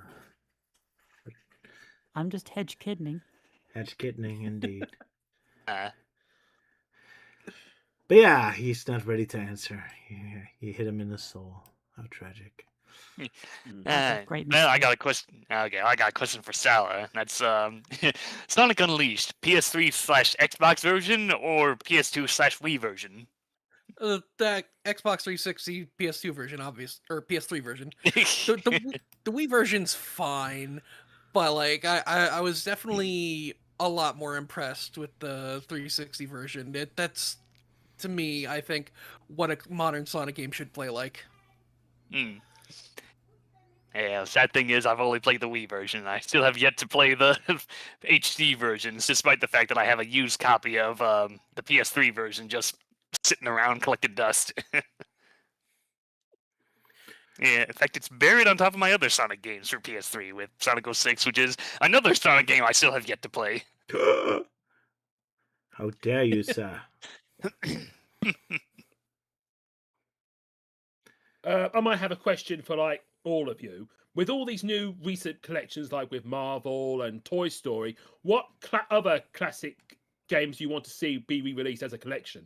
Mega Man Legends. Okay. Oh yeah, give Mega Man Legends some love. Oh, let's see. Oh well, I guess for me would probably be like a Banjo-Kazooie collection, because I mean, there's only 5 games, so I'm sure you can easily like run them all on one system or so. I mean, for me, it would probably be The Simpsons, because there was tons of Simpson games back in the early 90s, like on Mega Drive, Nintendo, etc. You could put them all, a Game Boy, they could put them all together, including the Simpsons arcade game. And they could do the same for Star Wars, because there was a lot of like Star Wars games on Nintendo, Game Boy, the arcade, put it all together, including the Star Wars Trilogy arcade game. Oh yeah. Do you really want the NES Simpsons games like Bart Nightmare or Space Moon or something? Yeah, Bart versus the World, Bart's Nightmare, all that. Oh man, I never liked those games. For archives, yeah. But I yeah, mean, you've got. I mean, with the Marvel collection, they put on a lot of like crummy Marvel games, including like that Silver Surfer game. oh really? Oh, that's cool. The music is awesome. Man. Yep. That was definitely shocking. Yeah, way back when they used to make PlayStation demo discs. So I Ooh. think seeing a collection of those. That sounds Oh, fun. that'd be Sure. neat. That'd be pretty cool. I always collected those, Yeah. yeah, especially with the PlayStation 2. I love demos. Good time. As for me, I don't know, probably just the classic Donkey Kong Country games. I know they're like all playable on like Nintendo Switch Online, but yeah, it'd be cool to see them re-released as like a collection. Oh yeah, maybe have like the Game Boy versions too. Yeah. Yeah, there you go. The original had a lot of different levels, even the city level, which you never see. Yeah. Donkey Kong Country and the Game Boy. Weird. Yeah, sure. I mean, didn't you have a lot of Donkey Kong Country levels in the new Donkey Kong game, Bonanza? But yeah, not all of them. I still have not played Bonanza. How dare Yeah, you. I haven't played want it either. to. I just yeah. Yeah, it looks busy with cool. everything. Yeah, it looks cool and all, but again, game key cards kind of really sours my views on the Switch too. Yeah. I guess so. I was originally hyped for that title, but not only does Donkey Kong, his character, look a bit weird, but the destructible environment seems like it would get boring after a while. And the gameplay of like just constantly smashing through the earth. True. Oh, and here's a collection of Multi-Man 1, Sonic Advance. Oh yeah, like a legit way of like maybe have a collection of the Sonic, maybe just all the Game Boy Advance titles, because we got the Advance Trilogy, Sonic Pinball Party, and Sonic Battle. And there you go. That's the complete collection. Oh, no, you forget the most important one, Sonic 1. Oh no. I thought you were gonna say like Sonic X Game Boy Advance Video. And that one, of Oh, course, also has to be included. Yeah. Yeah, funny enough, I used to have that. Yeah, I used to have that. Re-release the Legend of Spyro trilogy. Yeah, Oh, sure. yeah, if that'd you're be nice. if you're busy Yeah. with Spyro anyway. Yeah. Have to include that Yeah. one. One re-release I would like to see is the Simpsons cartoon studio, because I used to have so much fun on the PC back in the day. I even tried to make my own Simpsons version of Lord of the Rings: The Fellowship of the Ring. Oh, You could really? actually, yeah, they could do a way where you could upload your shorts up to YouTube. Yeah, I seen a couple. Yeah, they did the steamed ham thing once. But it's very limited all the time. It can't do much with it. Yeah, like limited amount of characters and amount of poses you could do. But I remember spending hours playing it. Yeah, it's a fun concept. Good times. Yeah, I'm trying to think of like what other video game collection would I like to see. Hmm. Yeah, I'm not sure. Maybe oh, I don't know. Maybe a compilation of some of the SpongeBob video games. I know they made a lot of them. Sure. I mean, Quite a lot. they already did remakes of them, but yeah. Yeah, they did remaster Battle for Bikini Bottom. Yeah, the most popular game, mostly for what a mixture of nostalgia and speedrunners. Because for some reason that game is really popular with speedrunners. Yeah, I mean it's a surprisingly good licensed game. Yeah, it's a lot of So- fun. One collection I love to see and never gonna happen is Till Concerto and Solo Turabo. It's a very rare. Yeah, because I would like to play that on yeah. the DS, but I looked up online. It's like, whoa, that's a high price. That's not Oh, cheap, yeah. no. I was really Yeah, lucky to find especially a the copy. Yeah, I have a bit of a little bit of an interesting history with Tail Concerto, where when I was on my trip to Japan, I actually found a Japanese copy of the first game that was going for like 20 US dollars or so. And then I later found a US copy at a used game store, and that was when I was starting to get more into full time. So I kind of waited a while. It's like, oh, okay, I'll get the game, and that's how I wasted $500 for a PlayStation game. It's pretty expensive, yeah. Yeah, the US copy is extremely rare. Yeah. Still, I love it. Mega Man Legends-esque, so that's always good. But with Anthros, yeah. I suppose one collection I would like, it wouldn't be a lot of games and it wouldn't be a lot of content, but it'd be cool to see a re-release of Sonic Rivals 1 and 2. Oh yeah, that'd be Yeah. fun. Yeah. Give Sonic those games Riders. some love. Naturally, yeah. Hey, Ewan's back. Yeah. Yeah. Ewan, Oh, we have hey, a question maybe- for you. I forgot Which which one? question it was. Yeah. 'cause I think it obviously was I could yeah, grab Tyga the had a thing. question. Yeah. Ewan, question for you. It's always been Yeah. a kid hog, but what about Hedge Kidna? I don't know. It doesn't have much of a proper ring to it compared to a Kid Hog. There you go. Yeah, fair enough. It rings better. There you go. Yeah. Yeah. Oh yeah. Now that Ewan's here, let's kind of bring him up to speed. Where we just talked about random video game compilations we want to see. So, Ewan, what video game compilation do you want to see? Ugh. But that's quite tricky, really, considering I'm just trying to think off the top of my head. But I think you guys got quite a fair amount up there already. You know, like Mega Man Legends and the Simpsons sort of thing, which makes sense with the Simpsons in a way. But of course, it's also like rubbish games. You want the So, Bubsy do- collection, which already exists. Lucky you. Yeah, that Yeah. already exists. Yeah. Well, it's more of the classic Bubsy games. It doesn't feature the other two games from the first revival that no one remembers. I'm actually a really big Bubsy fan. Have you played Bubsy 4D then? Did, and I loved it. I haven't downloaded it. I still wanna play it. I played it too, and yeah, it's short, but it's definitely a lot of fun where you could just mess around with the physics and everything. And I've already beaten it. It's the only thing I haven't really 100% completed is getting that one achievement where you have to beat the game in 9 lives mode, which, as it says, you can you play the game, but if you if you get hit 9 times, then you have to start over from the beginning. Oof. That's a Yeah, here there classic. people are apparently complaining online, like, why didn't Banjo come back? Why didn't you bring Gex back? And I'm like, mine came back before yours. Well, that's because Banjo is in the greedy hands of Microsoft, and Yeah. Gex is, I guess, still in the hands of Square Enix or something. I don't know. I've lost track of who the hell owns Gex. Well, Gex Ewan, has its games returned, so if they sell well enough, I guess they'll get a new sequel, I suppose. Oh yeah. At least Yeah, Gex had that trilogy compilation. Yeah. And it's also like one of those ironic self-hate, self-love things. It's like the majority of Bubsy games are all like really crappy and stuff. And it's like, I know, ironically, and that's why I love them. Yeah, well, at least in the compilation, there's the refurbished version of Bubsy 3D, and I did try out Bubsy 3D for the first time with that compilation where I played the original. I managed to get through the first level, and I'm just like, nope, onto the refurbished version. So that one plays a little bit better. It's like, it was a little more smoother. The only thing that still really annoys me is that there's an ability where you can, like, the atoms you can collect, there's an ability where you can, like, shoot them, and I think that is kind of mandatory for some levels, but the problem is that the game doesn't really do a good job in explaining what the hell you're supposed to do. It's just, oh, It find an doesn't. atom and shoot it, but what it doesn't tell you is that you have to, hold the attack button while running into an atom, then you can shoot the damn thing. Funny how the recent That's Bubsy such a games are baffling I was decision. I was just saying I was expecting you, and when doing game re-releases, would mention the classic Transformers games. Like there must have been like loads of Transformers games on like old systems, or maybe the Cybertron games, because the digital versions have been delisted, and also Yeah. the multiplayer is not unplayable as well nowadays.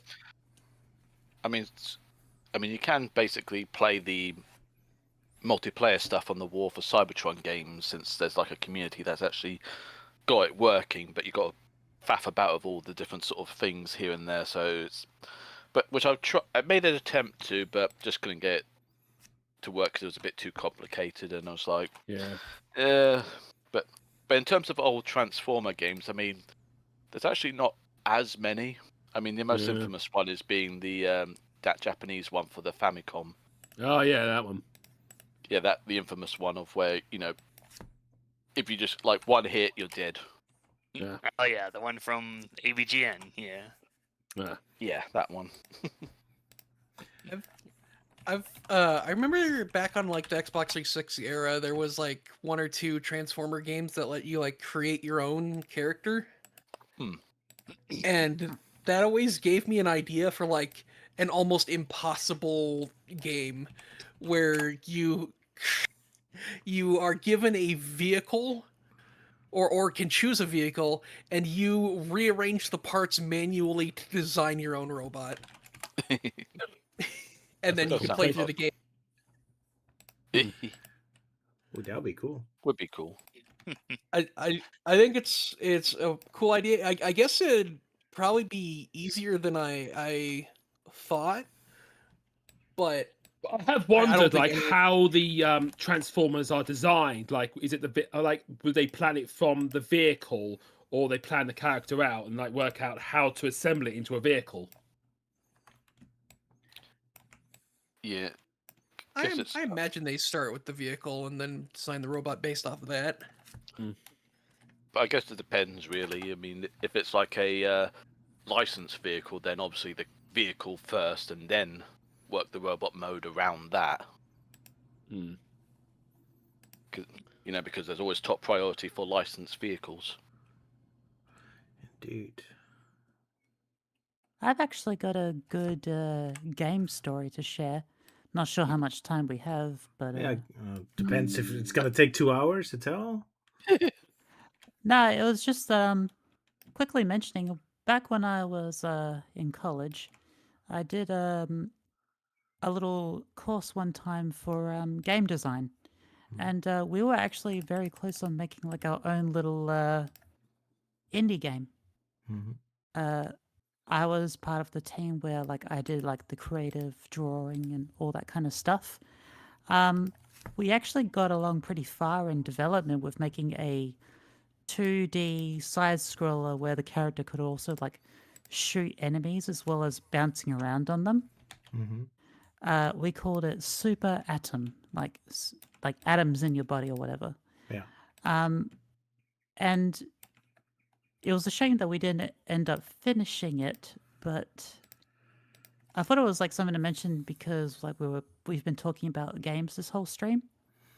I did like save a whole bunch of pictures of like the 3D creation process, the level designs and all that kind of stuff, but unfortunately it's all been lost to time now, but I thought it was like worth mentioning.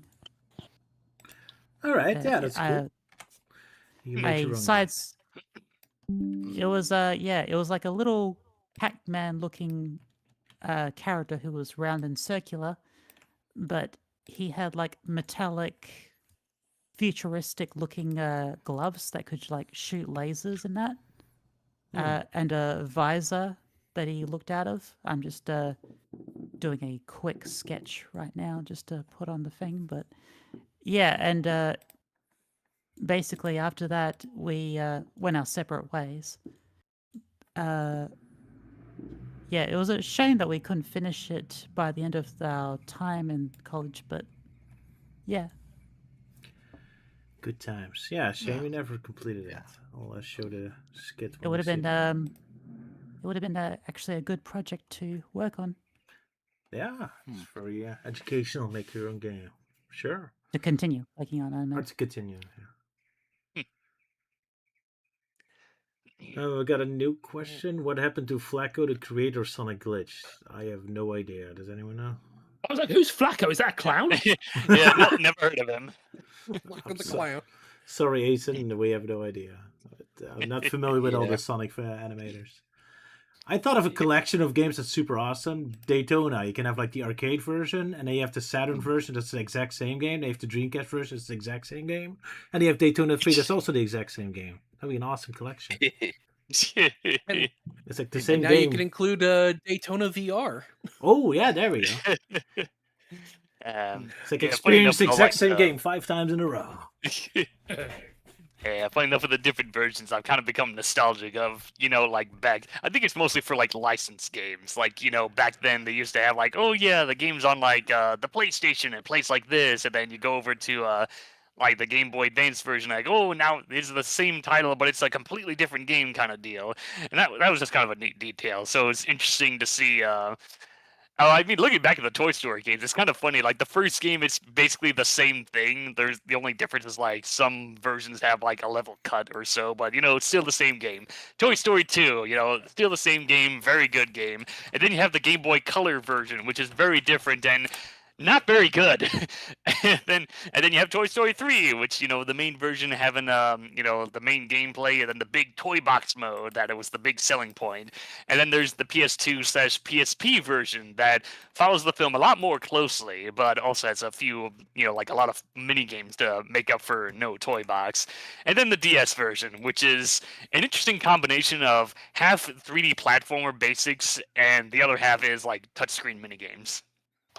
Yeah. But yeah, it's kind of a shame you don't see that anymore with the games nowadays. Yeah, they did that in Lord of the Rings: The Third Age, because the mainline console games was like a simple RPG set in the events during the events of Lord of the Rings, and on the GBA, it's done more like Fire Emblem, which is more like a top-down strategy game. Isn't there a whole YouTube channel that's all about like always comparing different versions? Yeah, Flandreau. Flandreau, yeah. Oh, yeah, I think I've seen some of his videos of like talking about different versions of certain games. Yeah, if you remember, but which one? Because there was 3 or 4 different versions. Yeah. I never get the point of those videos because he talks like only about the flagship, and then when he talks about the Game Boy Color version, he only has like 5 sentences. It's like, yeah, it's nice. This is weird, but yeah, whatever. I guess it depends on what type of version it is, because like there's some versions where it's just a demake of the main console version, or sometimes it's like a completely different game, like with what they did with Toy Story 2. Yeah. I guess so, yeah. But yeah, it was always fun back in the day. I always liked the Harry Potter games because like every Harry Potter game had like a whole different genre or something. Oh yeah, like the first game had like so many different versions in each console. Yeah. Sometimes a Zelda clone, sometimes a 3D platformer, sometimes like a Pokemon style game. Like it was all over the place. It was really cool. Yeah, the last was like something like Gears of War. Yeah. That sucks because it's only the earlier Harry Potter games had different versions for each console. Like the later ones did the same thing across all the consoles, I think. Yeah, the later versions stopped having variety. Yeah. That's a shame. Oh well. I remember the Lord of the Rings Return of the King video game was so freaking cool. I absolutely loved that game, except for the levels where you go through Shelob's lair. That level can go to hell. I was so impressed with that game that I bought Lord of the Rings: The Third Age expecting it to be another action game. And then it was a turn-based RPG, and I do not like turn-based RPGs. Gee. It was a bit slow paced as well. With Return of the King, I used to have a friend around, and like he was Legolas and I was Gimli, and like the movie would have like some sort of like hit count game as well. Oh my gosh, that is exactly my story as well. I played it with a friend. He was Legolas and I was Gimli. And you're ranking up kills as well. Yeah. He was counting kills. That one counts as mine. Never thought I'd fight It with still enough. counts as one.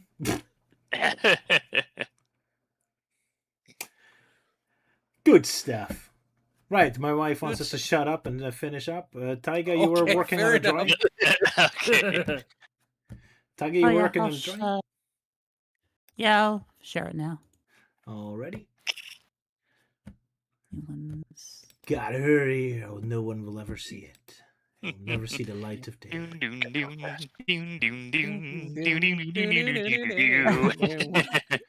Oh, it was just a very crappy sketch, but at least now it's immortalized in a YouTube video. Oh, that's awesome. So yeah, they were all done in 3D, and yeah. Hold on. Okay, there it is. Oh yeah, that's neat. Nice.